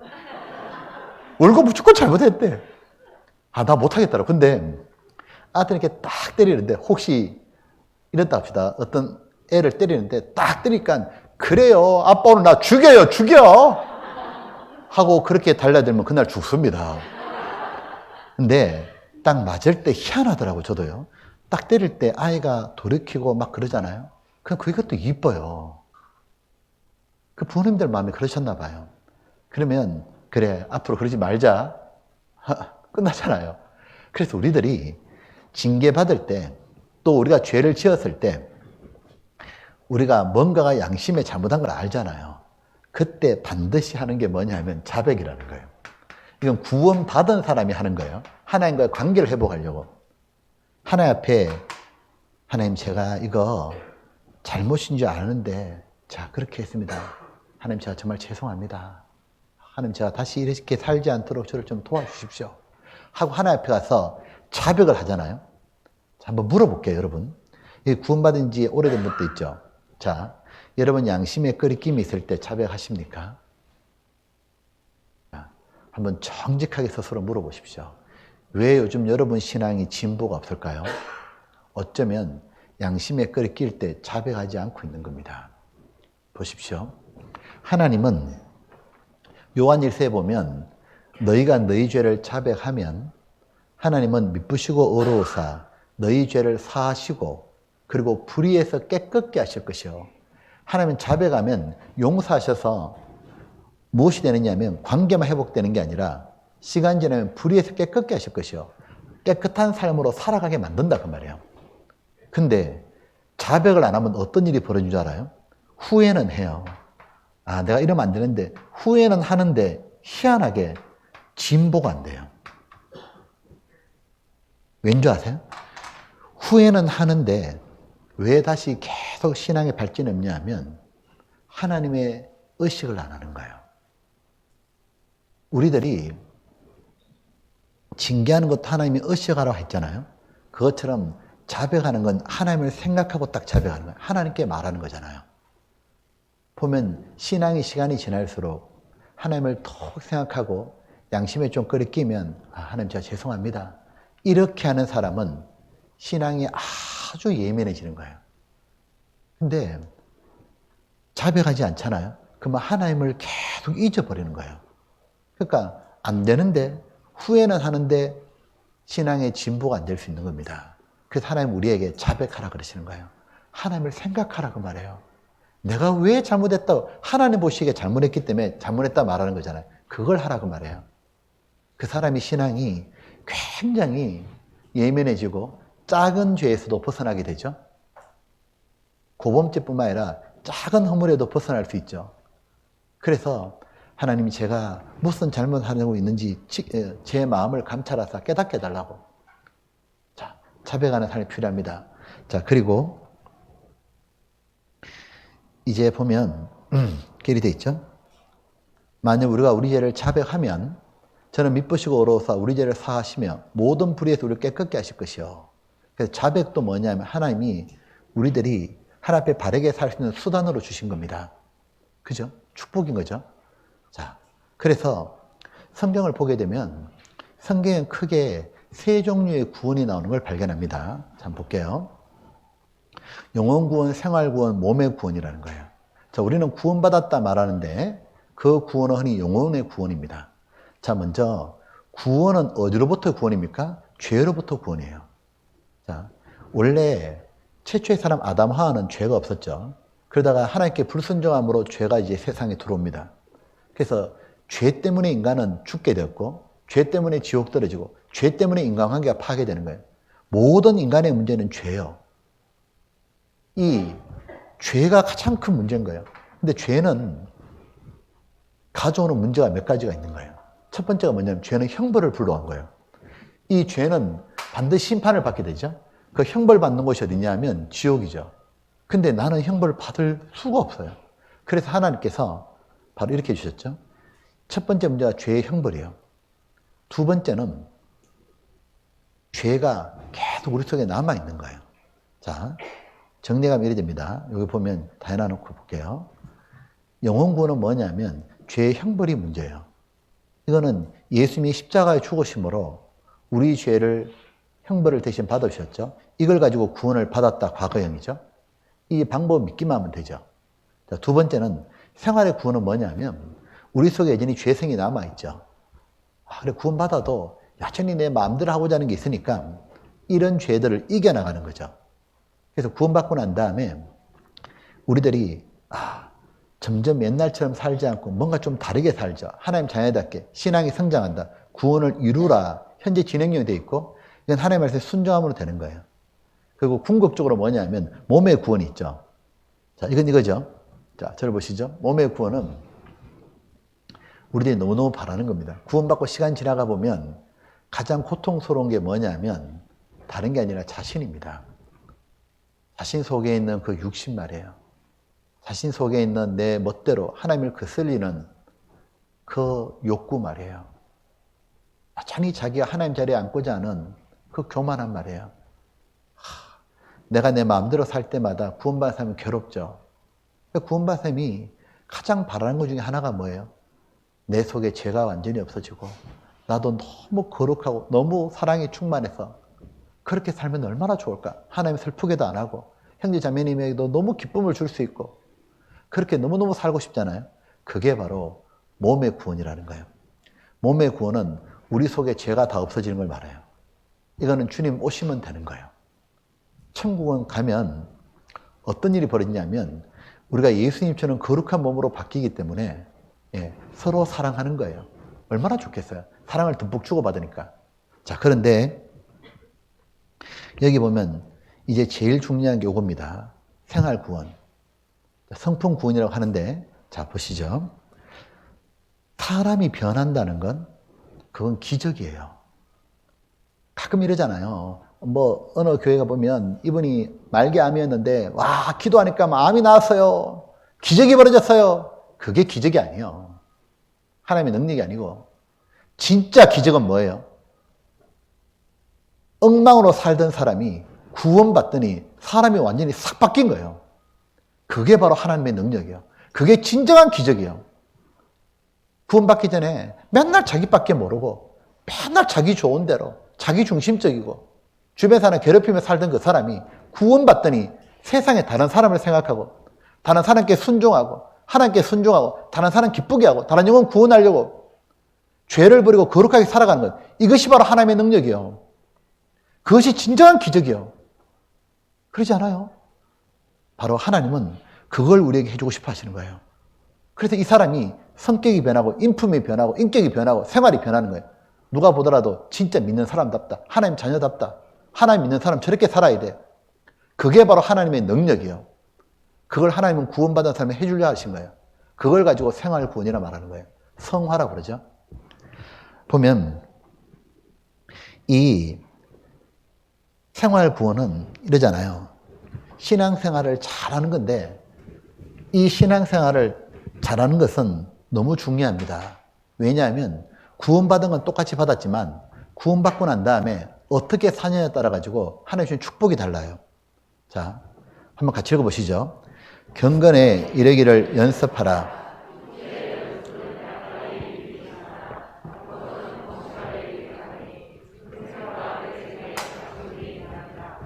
여기 보면 보시죠. 우리는 십자가로 구원을 받아요. 구원받고 하나님 앞에 갈 때까지 우리의 이 땅의 삶이 있죠. 구원은 다 같이 믿기만 받죠. 근데 구원받고 난 다음에 사는 모습은 다 달라요. 우리 주변에 구원받은 형제님 다 보십시오. 한 가족도 보십시오. 구원받고 난 다음에 보면 이렇습니다. 아내는 굉장히 하나님을 사랑하고 순종하는데 남편은 보면 구원은 받은 건 맞는데 여전히 뭐냐면 세상 친구 좋아하고 구원받은 건 맞는 것 같은데 그냥 자기 편한 대로 사는 게 더 많아요. 사는 모습이 다르다니까요. 사는 모습이. 하나님이 어떤 분이냐면 하나님은 공의로운 분이에요. 공의라는 말은 행한 대로 갚아준다 그 말이에요. 보상이라는 게 반드시 있습니다. 보상이라는 건 반드시 있는 거예요. 하나님이 계시기 때문에. 그래서 구원받고 난 다음에 어떻게 사느냐에 따라 가지고 하나님께서 금세해 주시는 축복과 천국 갔을 때 내세해 주시는 영광이 다른 거예요. 우리가 사도 바울이나 베드로처럼 주님을 복음을 위해 살다가 매맞고 헐벗고 굶주리고 무시받고 욕 얻어먹고 결국 순교당했잖아요. 그분은 자기 인생을 정말 주님을 위해서 완전히 다 바쳤어요. 그런 분하고 우리하고가 축복받는 게 같다. 그건 있을 수 없죠. 천국 갔을 때 받는 상급이 완전히 달라요. 천국은 다 좋은 거지만 이 상급이 다른 것은 뿐만 아니라 금세에서도 달라요. 하나님은 구원받은 사람이 정말 하나님을 의식하고 하나님 앞에서 바르게 살잖아요. 하나님이 그 사람을 반드시 도와주셔요. 그래서 하나님 주신 축복이 뭐냐면 그 사람 마음에 만족이라는 걸 줘요. 만족하면 사람은 부럽지 않지. 그럼 행복합니다. 희한한 건 구원 받기 전까지는 부러운 게 많아. 돈 많아도. 돈 많은 사람 보면 부럽고 공부 많이 하는 사람은 부럽고 상급을 낀 사람 보면 부럽고 뭐 별 사람이 다 부러워. 그죠? 근데 구원 딱 받고 나니까 부러운 인간이 없는 거예요. 부자는 보니까 돈 많아서 지옥 갈까 싶어 불쌍해 보이고 많이 배운 사람 많이 배워서 교만해서 구원 못 받을까 불쌍하고 그죠? 차라리 구원 받고 나니까 내가 못생긴 게 너무 감사해. 왜? 시험 받을 일이 별로 없어. 보니까 딱 구원 받고 난 다음에요. 희한하다고 하나님 앞에서 바르게 살면은, 이런 마음이 듭니다. 구원받은 걸로 땡이다. 딱 듭니다. 나는 조금 있으면 천국 간다, 이제. 부러운 게 없다고. 여호와는 나의 목자시니 내가 부족함이 없으리로다. 하나님이 나의 목자인데 내가 아쉬운 게 뭐가 있냐? 구원받았으면 됐어. 내 인생 최고의 인생이 된 거야. 부러운 거 없다니까요. 그러니까 행복하지 않습니까? 그리고 자존감이 올라가는 거예요. 그러니까 사람은 자존감이 올라가면 다른 사람의 행동에 큰 지장 안 받습니다. 그러니까 자존감이 딱 생기는 거예요. 그리고 또 하나 이거죠. 구원받은 사람이 바르게 살면은 하나님께서 그 사람 먹고 사는 것도 도와주십니다. 먼저 그의 나라 의를 구하라. 그럼 이 모든 걸 내게 더하시리라. 진짜로 도와주셔요. 하나님이 그 사람의 부자를 만들어주고 그런 거 아니다 하더라도 그 사람이 정말 신앙생활 하는 건 할 수 있도록 정말 도와주시는 거예요. 그래서 신기하지 않습니까? 똑같이 대학을 졸업하는데 취직이 어렵잖아요. 근데 정말 신앙생활 잘하고 자기가 하여튼 최선을 다해서 공부하잖아요. 하나님께서 그 사람 취직을 딱 시키는데 그 회사 가서도 잘합니다. 빛나게 돼 있다고요. 도와주는 게 있다니까 진짜요. 그리고 또 하나가 뭐냐면 하나님이 그 사람과 함께하고 있다는 걸 보여주셔요. 함께하고 있으면 어떤 일이 벌어지느냐면 하나님의 일이 그 사람 통해 나타나는 거예요. 형통한 일이 보여요. 뭐냐, 그 사람 통해서 다른 영혼이 구원받는 일이 보인다고요. 다른 사람을 주님 품으로 인도하고 다른 사람을 붙잡아주고 시간 지나면 교회에서 봉사도 하게 되고 그런 일들이 보이는 거예요. 그러니까 하나님께서 도와주시는 거예요. 그러니까 하나님이 그를 보호하고 지키니까 사실은 딱 보잖아요. 하나님이 함께하는 사람보다도 더 귀한 사람은 없습니다. 자, 금세에 도와주시는데 내세에는 영원한 영광이 있는 거예요. 그래서 신앙생활은 왜 하느냐? 어떤 분 그러더라고요. 신앙생활 왜 해요? 어떤 남편이 그러는 거예요. 구원받은 지 얼마 안 된 형제님이 신앙생활 왜 해요? 탁 생각하다가 주님을 위해서 합니다. 맞죠? 또요? 아내를 위해서 합니다. 왜? 교회 안 가면 진짜 힘들어요. 남편들이 그런 분 있죠. 부부 삼아하면 잘하는 말. 나 교회 안 가? 그게 뭔 배짱이요? 애들도 그러잖아요. 신앙생활을 왜 하느냐면 엄마 아빠 때문에 한다고. 아직 어린 거예요. 너무 모르는 거라고. 신앙생활 왜 하는 줄 알아요? 주님을 위해서 하는 거 맞거든요. 근데 엄밀히 말하면 가장 정확히 말하면 나 자신을 위해서 하는 거예요. 왜냐하면 신앙생활을 바르게 하는 사람은 축복이 결정났기 때문에 그런 거예요. 그래서 제일 똑똑한 사람이 누구냐면 하나님하고 올바른 관계 맺고 살아가는 사람이에요. 그 사람은 두려울 게 없잖아요. 가장 똑똑한 사람이 누굽니까? 가장 정말 지혜로운 사람, 하나님을 경외하는 사람이에요. 여호와를 경외하는 자에게는 젊은 사자가 줄일지라도 그에겐 궁핍함이 없을지로다. 그러니까 하나님과 바른 관계 맺어가는 것은 가장 똑똑한 사람이에요. 그죠? 고3 때 공부하라 막 그러잖아요. 그러면 애가 막 고3 때 놀고 싶고 노래방 가고 싶은데 야 공부해야 돼. 그러면 공부 왜 하냐? 그러면 엄마 때문에 내가 해준다니까. 철이 없는 거죠. 고3 때 공부를 바르게 함으로 말미암아 대학을 가고 평생 좀 더 나은 삶을 생각하지 않습니까? 바로 근데 그거는 확률이에요. 확률. 이거는 법칙이라고요. 하나님께서 살아계시기 때문에 내가 바르게 살면 하나님이 정말 금세에서 축복 주시고 영원한 상급 주시는 겁니다. 그래서 신앙생활은 누구를 위해 사는 게 아니에요. 나를 위해 사는 거지. 여러분 다들 살고 싶은 삶이 뭐예요? 행복하게 살고 싶잖아요. 안 그래요? 근데 신앙이 온전하지 못하면 이래 생각한다고요. 돈을 벌어야 내가 행복한 거야. 돈이 많아야 행복한 거야. 돈 많아지면 행복할까요? 신앙이 온전하지 못하면 이래 생각합니다. 내가 예뻐야 행복하다 생각하는 거예요. 남들한테 더 돋보여야 행복할 거라고. 그러면 내가 예뻐지면 행복합니까? 내보다 더 예쁜 사람 또 나타나. 보라고요. 내가 스마트폰 최신 폰 아이폰 가지면 행복할까요? 앞으로 더 좋은 거 또 나온다니까요. 자꾸 오해하는 거예요. 행복을 원하는데 어디서 행복이 오는지를 모르는 거예요. 구원받은 사람도. 그래서 내가 좀 더 가지고 좀 더 인정받고 뭐 좀 더 이렇게 아니라니까요. 구원받은 사람의 행복은 하나님과 올바른 관계에서 오는 거예요. 하나님하고 내가 올바른 관계 속에 살잖아요. 너희는 하나님과 화목하라. 하나님과 올바른 관계 속에 살게 되면 하나님이 내가 뭐 초등학교를 나왔던 내가 뭐 좀 못생겼던 내가 좀 돈이 없던 아무 관계 없다니까요. 하나님으로 말미암아 행복이 와요. 그리고 그 사람은 옆에서 보잖아요. 너무너무 부럽다니까요. 신앙생활 하다가 누구를 정말 시기 날 정도로 부럽던가요?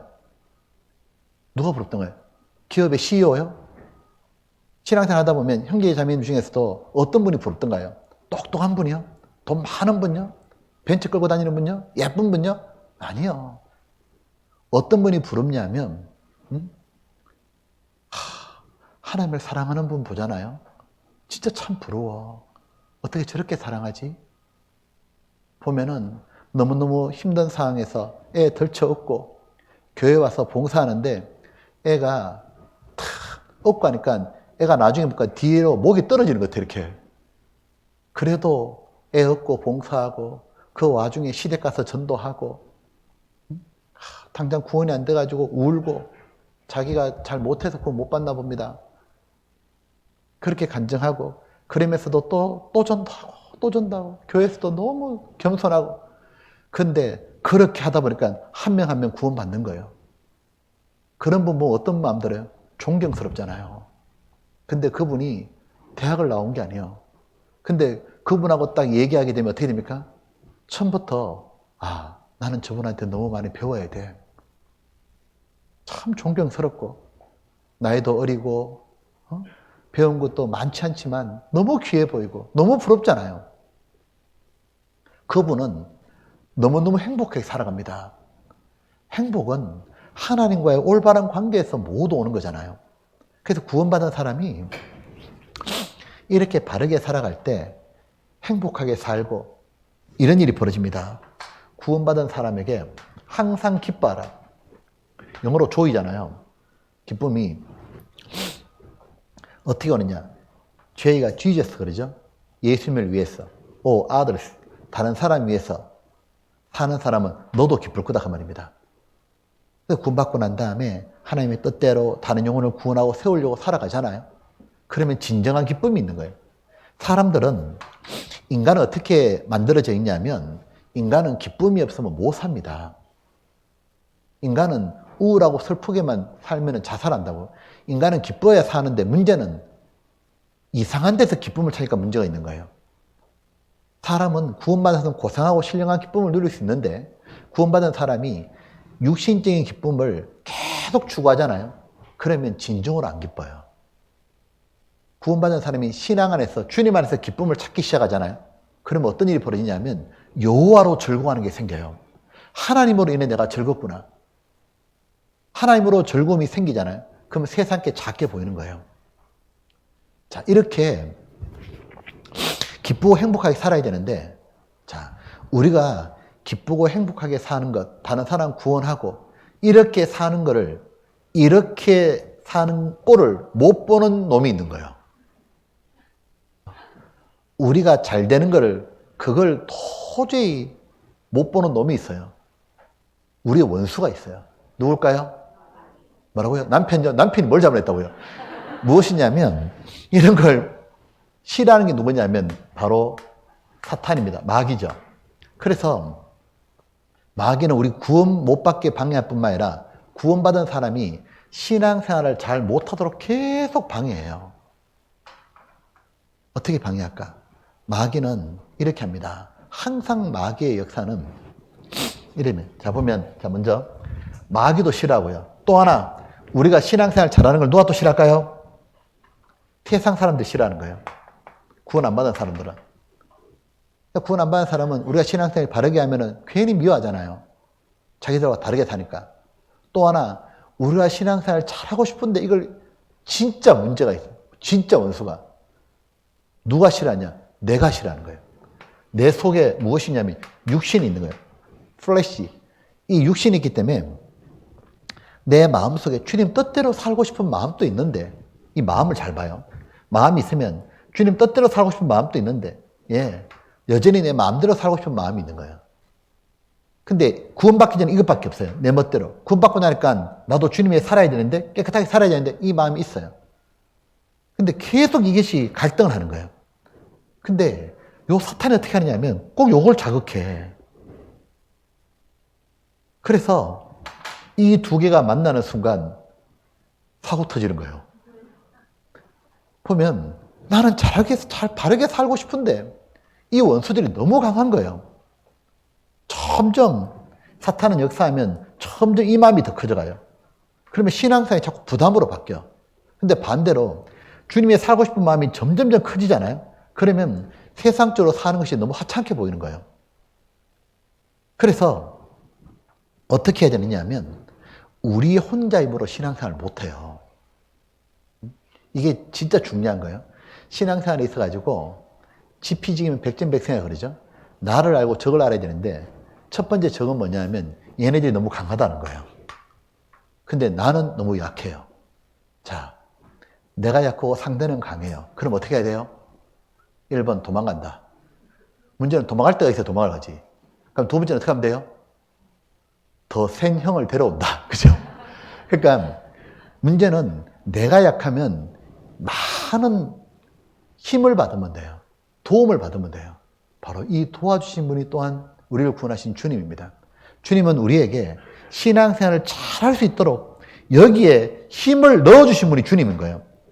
그래서 신앙생활에 있어 중요한 거는 주님을 떠나가지고는 절대로 안 된다는 거예요. 자, 보시죠. 자, 이건 다음에 해요. 시간 되면. 여기 보면 이래 돼 있죠. 요한복음 일단 16절에 보게 되면 우리가 다 그 예수님의 충만한 데서 받으니 뭐라고요? 은혜 위에 은혜라라. 여기에 보면 충만하다는 말은 가득하다 그 말이죠. 여기 은혜는 구원받는 은혜예요. 예수님으로 말미암아 구원받는데 부족한 게 아무도 없었죠. 완전한 속죄고 구원받기에 충분했죠. 그 다음에도 은혜인데 충만한 은혜인 거예요. 신앙생활에도 주님은 부정 없이 주시겠다는 거예요. 그러므로 신앙생활의 비결이 뭐냐면 간단합니다. 누가 더 많이 은혜를 받느냐는 거예요. 자, 다시 말할게요. 신앙생활에 있어가지고 우리 중에 특별한 사람 아무도 없어요. 아무도. 저나 여기 있는 우리 모두나 똑같아요. 그냥 거기서 거기요. 사람 별거 없다니까요. 뭐 저 사람이 대학 나오고 좋은 데 나오고 똑똑하다고 신앙생활 더 잘하는 게 아니에요. 다 똑같아. 거기서 거기인데 신앙은 무엇으로 결정나느냐면 누가 더 은혜를 받느냐 그 말이에요. 누가 더 은혜를 사모하고 나는 은혜를 받아야 됩니다. 나는 은혜 받지 않으면 안 됩니다. 하나님 제게 은혜 주십시오. 누가 더 은혜를 사모하고 누가 더 받느냐 여기서 결정나는 거예요. 그죠? 그렇기 때문에 주님의 은혜를 사모하는 그 사람이 은혜의 보좌 앞에 때마다 날마다 나아가는 그 사람이 신앙생활 잘하게 돼 있는 거예요. 이게 모두 결정하는 거라고. 제가 보니까 이게 있어요. 주님은 우리에게 은혜를 주마 약속하신 거예요. 그리고 이 약속을 하셨어요. 자, 보면 자, 오늘 시간 없으니까 계속 말로 할게요. 너희는 내가 일루전 말로 이미 깨끗하였으니 뭐라고요? 내 안에 거하라. 나도 너희 안에 거하리라. 자, 여기 되게 중요하죠. 예수님께서 말씀으로 이미 우리를 깨끗하게 했다는 거예요. 죄를 모두 깨끗이 씻어주셨죠. 구원받은 사람에게 첫 번째 말씀하신 게 뭐냐? 내 안에 거하라.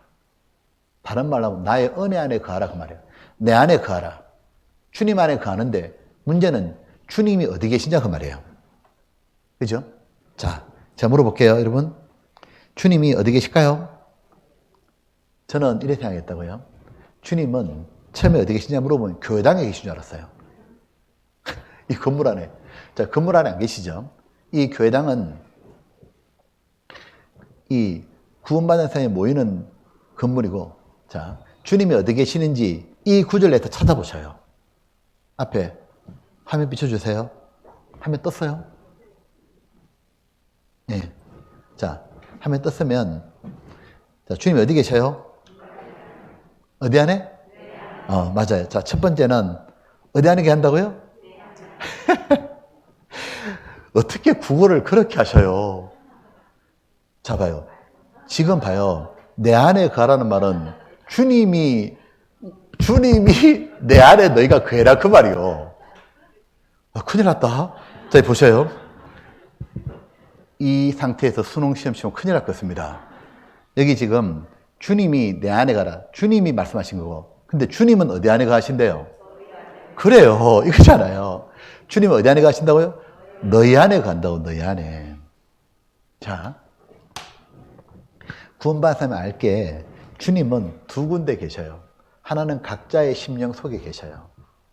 또 하나, 주님 말씀하시냐? 너희 안에 가리라. 주님이 어디 간다? 너희 안에 가리. 이 너희가 누구냐 그 말이에요. 이 너희가 누구예요? 아니 앞에 봐요. 앞에 화면에서 너희가 누구예요? 그렇죠. 이미 깨끗하였으니 구원받은 사람들이죠. 맞죠? 요 한 구절 가만히 읽어보면 다 이해된다니까. 말씀을 듣고 깨끗해진 사람들 맞습니까? 그걸 다른 말로 구원받은 사람들. 그러니까 주님이 어디 계신다고 약속하셨냐면 구원받은 사람들 속에 계시겠다 그런 거예요. 맞죠? 깡패 두목은 어디 있습니까? 깡패 무리 속에 있는 거예요. 주님은 어디 계신다고요? 구원받은 무리들 속에 계시는 거예요. 그래서 이런 겁니다. 앞에 보세요. 두세 사람이 내 이름으로 모인 곳에는 나도 그들 중에 있느니라. 그리스도인들 중에 있느니라. 자, 구원받은 사람들 속에 주님 계신다 그랬죠? 이 구원받은 사람을 헬라, 성경 신약성의 헬라, 그리스 말로 기록됐거든요. 그 그리스 말이 에클레시아라는 거예요.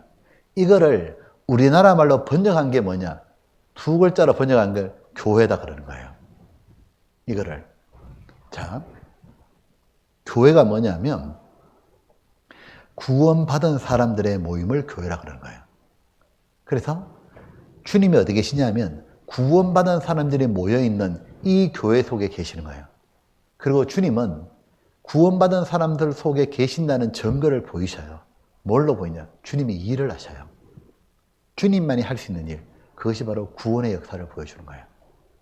그러니까 여러분이 구원받은 것은 교회 와서 구원을 받았지만, 교회 와서 이렇게 말씀 듣고 구원받았지만, 그러나 구원하신 것은 누가 하셨냐? 주님이 하신 거잖아요. 그러니까 주님이 구원받은 사람들을 사용해서 여러분을 구원해 주신 거예요. 그래서 주님이 계신 교회의 특징이 뭐냐면 반드시 주님만이 할 수 있는 구원의 역사가 나타나고 구원받은 사람의 삶은 변화가 되는 거예요. 내 안에 거하라는 말은 더 쉬운 말로 하면 바로 주님이 역사하시는 구원받은 교회 가운데 거하라 그 말이에요. 그래서 신앙생활에 있어서 첫 번째가 뭐냐면 교회 생활이 돼야 되는 거예요. 자, 제가 한번 이런 적이 있습니다. 우리 지금 시대를 교회를 굉장히 비판하죠. 세상 사람들은 교회를 너무 싫어하잖아요. 그 이유가 뭐냐면 오해도 있겠지만 또 하나는 교회에 잘못되어 있습니다. 즉 세상에 있는 모든 교회가 다 구원받은 사람들이 아니잖아요. 구원 안 받은 사람들이 교회란 걸 만들어서 많이 모이잖아요. 그들의 모습이 너무 유혈배반적인 게 많은 거죠. 그러니까 사람들이 질려버린 거죠. 근데 한 번은 제가 진짜 실망스러운 얘기를 들었어요. 이 기독교 방송 라디오를 제가 듣는데 서울에 살던 어떤 분이 교회를 오랫동안 했던 집사님인가 봐요. 이분이 카운셀링하는 목사님에게 전화한 거예요. 저 목사님, 제가 이제 부산으로 이사 가게 되었는데 제가 부산에 가면 어떤 교회를 나가야 돼요? 하고 물어본 거예요. 근데 이 카운셀링하는 목사님이 뭐라 말하는 줄 알아요? 야, 나 진짜 기가 막히더라고. 뭐라고 말하냐면 이렇게 말씀하는 거예요. 집 근처에 가면 장로교, 침례교, 감리교, 성결교 이런 교파들이 있는데 그 교파가 정통이고 그 교파들이 있는 데는 아무 데나 가서 마음에 드는 데 가시라고. 제가 그 말 딱 들으면서 이러니까 교회가 욕도 먹지. 교회가 무슨 사업하는 곳입니까? 어떻게 말해야 돼요? 진짜 목사님이라면 이래 말해야 되지 않습니까? 예, 성경에서 말하는 교회는 구원받은 사람들의 모인 걸 교회라고 합니다. 그래서 지사님 부산에도 가면 구원받은 사람들이 모여있는 그런 교회가 있을 겁니다. 그 교회가 멀더라도 꼭 찾아가야 됩니다. 그래야 집사님이 구원 안 받았다면 구원 받을 거고, 구원 받은 분이라면 신앙이 성장할 겁니다. 그렇게 말해야 될 거 아니에요. 무슨 뭐 그냥 사업하는 데냐고, 교회가. 얼마나 답답하냐고. 그래서 구원받은 사람은 이제는 성경 말씀으로 사는 거예요. 그죠? 성경에 구원받은 무리들 가운데 내가 있어야 되는 거야. 거기다 머무르면 돼요. 그리고 교회 생활에서 제일 중요한 게 뭐냐면, 자, 오늘 요거 보고 이제 마칩시다. 교회 생활에 제일 중요한 거는 이 부분입니다. 말씀을 듣는 거예요. 하나님이 사람을 만들 때 육체를 만들었죠. 우리 몸은 음식을 먹어야 되죠. 음식을 먹으면 성장하고 힘이 나요. 음식은 뭘로 먹죠? 입으로 먹어요. 자, 중요한 건 어떤 사람도 음식을 먹지 않으면 그 사람은 병들고 결국은 죽어요. 그죠? 똑같이 사람에게 영혼이 있어요. 영혼도 먹어야 돼요. 제일 중요한 게 뭐냐면 영혼은 말씀을 먹어요. 말씀은 뭘로 먹어요? 어떤 분도 입 그러더라고. 귀잖아요, 귀. 자, 보시라고요. 우리들이 구원받는 것도 교회 와서 말씀을 잘 듣고 귀 기울여 들으니까 구원받았죠. 귀 기울여 듣지 않는 사람은 구원 못 받잖아요. 신앙생활도 귀를 기울여가 들으면 자동으로 된다고요. 자동으로 마음이 충만해져요. 이게 그래 중요하다. 그러니까 은혜를 받는다는 게 뭐예요? 아, 말씀을 내가 정말 잘 들어야겠다. 이것으로 모두 결정나는 거라고요. 너무 간단한 건데 내가 말씀을 정말 가까이 하고 잘 듣는 것, 이게 가장 중요하다고요. 하나님 희한하게 해놨어요. 음식을 먹잖아요. 음식을 먹으면 나는 왜 먹냐 그러면 땡겨서 먹는 거예요. 그죠? 식욕 때문에. 이게 문제예요. 이게. 그죠? 이게. 이 부작용으로 이런 모습이 되지 않습니까? 성경에 노력하는 자는 식욕을 위해 애쓰나니, 그 말대로 살아있는 사람 특징이 뭐예요? 식욕이 있죠. 죽은 사람 안 먹잖아요. 식욕이 있으니까 음식을 먹는 거예요. 근데 사실은 희한해요. 식욕이 땡겨가지고 먹기만 먹었어요. 맛있게 먹었어요. 근데 소화는 오토매틱으로 되는 거예요. 알아서 소화가 돼가지고 뼈가 되고 힘이 되고 피가 되고 다 되잖아요. 나는 부지런히 땡겨서 먹기만 했어. 근데 성장은 알아서 되는 거예요. 똑같다고요. 구원받고 안 받고 차이가 뭔지, 구원받는 사람은 영혼의 식욕이 딱 생기는 거예요. 영혼의 식욕이 딱 생겨가지고 하나님 말씀을 듣고 싶다고요. 하나님 말씀을 알고 싶어요. 하나님이 어떤 분인지 배우고 싶어요. 그 식욕이 있거든요. 영혼의 식욕이 딱 생겨요. 그리고 신기한 건 하나님 말씀을 들으면, 듣다 보면 마음에 와닿기 시작하는 거예요. 이게 진짜 희한한 거예요. 잘 듣잖아요. 나는 말씀을 잘 들었어요. 그러면 알아서 뭐 되느냐면 소화가 되는 거예요. 하나님께서 알아서 내 마음을, 나도 주님 뜻대로 살고 싶다. 나도 저 죄 버려야겠다. 내가 이렇게 전도해야겠다. 하나님 뜻대로 살고 싶은 마음이 자꾸 생기기 시작하는 거예요. 그래서 하나님 주신 은혜 중에 가장 중요한 게 뭐냐면 교회 와서 말씀을 잘 듣는 거예요. 이것이 되는 사람, 신앙생활이 쭉쭉 되는 거죠. 그러니까 말씀을 듣는데 교회는 기본적으로 뭡니까? 수요일하고 주일날 말씀 시간이 있잖아요. 이걸 잘 들어야 돼요. 일주일에 144시간 중에서 하나님이 4시간만 투자하라는 거예요. 왔다 갔다 다 포함해서 말씀 듣는 시간까지. 이 4시간을 정말 잘 듣잖아요. 그냥 듣는 게 아니에요. 음식도 잘 먹잖아요. 어떤 사람 깨작깨작깨작거려. 뭐 힘이 되겠냐고. 잘 먹어야 되잖아요. 그러니까 이렇게 들어본 적 있어요? 내가 오늘 말씀을 잘 듣기 위해서 토요일에 일찍 자는 거예요. 푹 자는 거예요. 왜? 오늘 말씀을 푹 들으려고. 수요일도 오늘 말씀을 내가 잘 듣기 위해서 회사 일도 빨리빨리 정리하고 그날만큼 빨리 오는 거예요. 그리고 딱 앉아가지고 하나님, 저는 지금 이런 문제가 있습니다. 이런 죄의 유혹이 있습니다. 제가 이 죄가 못 걷겠습니다. 하나님, 제가 지금 이렇게 마음이 힘듭니다. 하나님 말씀으로 저를 좀 붙잡아 주십시오. 그런 하나님께 기도하고 기대하고 바라는 마음 말입니다. 그게 잘 듣는 거잖아요. 그렇게 들을 때, 그리고 하나님 오늘 제게 말씀해 주시면 제가 들었던 말씀 한 가지라도 꼭 하루 정말 실천하고 싶습니다. 제게 들려달라고. 그 사람은 어떻게 합니까? 확 말씀이 들어오는 거예요. 근데 앉아가 듣는데 왜 말씀이 크게 내게 안 다가오느냐 하면 반쯤 졸는 거예요. 왜? 어젯밤에 늦게 잤거든. 그리고 오늘 또 왔는데 아무 생각 없는 거예요. 그 사람하고 오늘 내가 듣는 것 중에 하나라도 꼭 지켜야지. 하나님께 내가 지금 마음이 이런데 꼭 도와달라고. 다르지 않습니까? 태도가 결정하는 거니까. 딱 들으면 시간 지나자 잘하거든요. 또 하나, 이번에처럼 이렇게 성경 강연회가 있잖아요. 이런 세미나 때 꼭 참석하고 들어보십시오. 이 성경 강연회는 성경 창세부터 요한계시록까지를 주제별로 딱 요약해 놓은 거예요. 그러니까 하나님 계신 것, 그 다음에 영혼에 대한 것, 구원받는 것. 성경 강연을 자주 듣는 분들은 성경 전체 스토리가 잘 잡혀요. 그래서 성경 강연을 많이 듣는 분은 주일 설교가 어렵거든요. 처음에 구원받고는 주일 설교 어려워요. 수요 설교도 어렵거든요. 근데 성경 강연을 많이 들어놓은 사람은 설교들이 이해되기 시작하는 거예요. 사람이 왜 성경을 못 읽냐면 몰라서 못 읽는 거예요. 재미가 없거든요. 근데 설교 시간은 왜 괜찮냐면 설명해 주니까 이해되니까 좋은 거거든요. 근데 자꾸 성경 강연을 들어놓고 전체 성경에 대한 축이 딱 잡히잖아요. 그리고 말씀 듣기 시작하면 잘 들어오기 시작합니다. 이걸 권하고 싶어요. 구원받고 난 다음에 이걸 한번 해보세요. 자, 3개월 동안만, 3개월이 100일이거든요. 3개월 동안만 본인이 성경 강연회가 있으면 빠지지 말고 듣고 수요일하고 주일을 참석해 보세요. 발은 갖다 놔야 돼요. 자기가 여기요. 해보세요. 그러면 반드시 바뀝니다. 제가 그렇더라고요. 제가 구원받고요.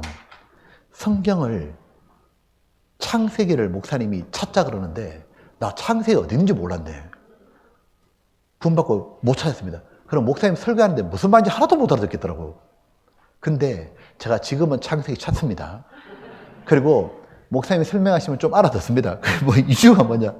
딴 게 아니고 이거 들은 거예요. 그냥 이거. 이걸 듣는데 시간 지나니까 좀 알아듣겠더라니까요. 처음에는 교회 안 나오다 나오려고 좀 불편한 게 있었습니다. 사람도 낯설고 조금 이제 좀 어색하기도 하고 주일날 나오는 게 쉽지 않더라고. 근데 그래도 요거는 내가 해야 되지 않겠나. 하나님 날 구원해 주셔야 되는데. 그래서 교회에서 딱 가서 말씀을 듣는데 들리기 시작하는 거예요. 그리고 자꾸 듣다 보니까 어떻게 마음 바뀌느냐니까 야, 노래방 그만 가야겠다. 이 마음 들잖아요. 그리고 이제 세상 친구 좀 꺼내야겠다. 이제 막걸리는 걸리자 그냥 이런 거예요. 조금씩 이제 멀리 하자. 그러면서 뭐가 되느냐면 술과 담배와 친구도 다 끊어지는 겁니다. 왜? 이게 더 좋아요. 하나님 우리 억지로 안 바꿨습니다. 이거 아시죠? 드라마를 아내가 너무 좋아해. 우리 엄마가 드라마에 꽂혔어. 근데 그 드라마 시간이 보니까 7시 하는 거야. 그러면 엄마가 드라마 딱 시작하는 그 시간 저녁 7시요. 그 순간에 밥 달라 하면 큰일 납니다. 사람은 자기가 좋은 게 생기잖아요. 말려도 합니다. 어떻게 말려요, 그걸? 바로 하나님이 이렇게 바꾼다고요. 이걸 좋아하게 만든다고요. 거룩한 것을, 경건한 것을, 선한 것을 좋아하도록 바꿔주시는 거예요. 그리고 세상적이고 세속적인 것을 싫어하게 만들어 가시는 거예요. 그렇게 해서 즐겁게 신앙생활을 만드시는 거예요. 그 방법이 바로 이거였던 거예요. 잘 듣는 겁니다.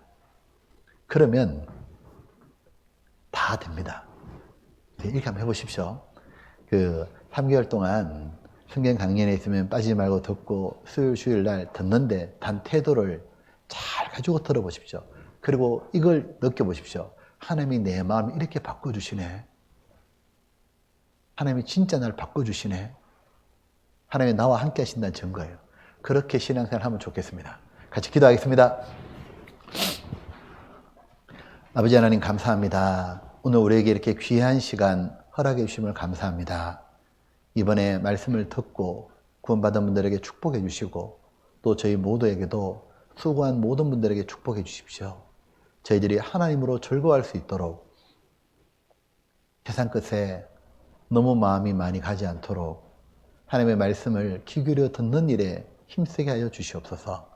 주의 말씀을 귀 기울여 들으면서 저희들 마음이 새로워짐을 잘 알고 있습니다. 하나님, 저희들이 더욱 은혜를 받을 수 있도록 은혜의 보좌 앞에 때마다 시시로 나가도록 하여 주시옵소서. 언제나 주의 말씀으로 저희의 마음을 새롭게 해 주시옵소서. 우리의 영혼을 구원해 주신 고마우신 예수님 이름으로 기도드렸습니다. 아멘.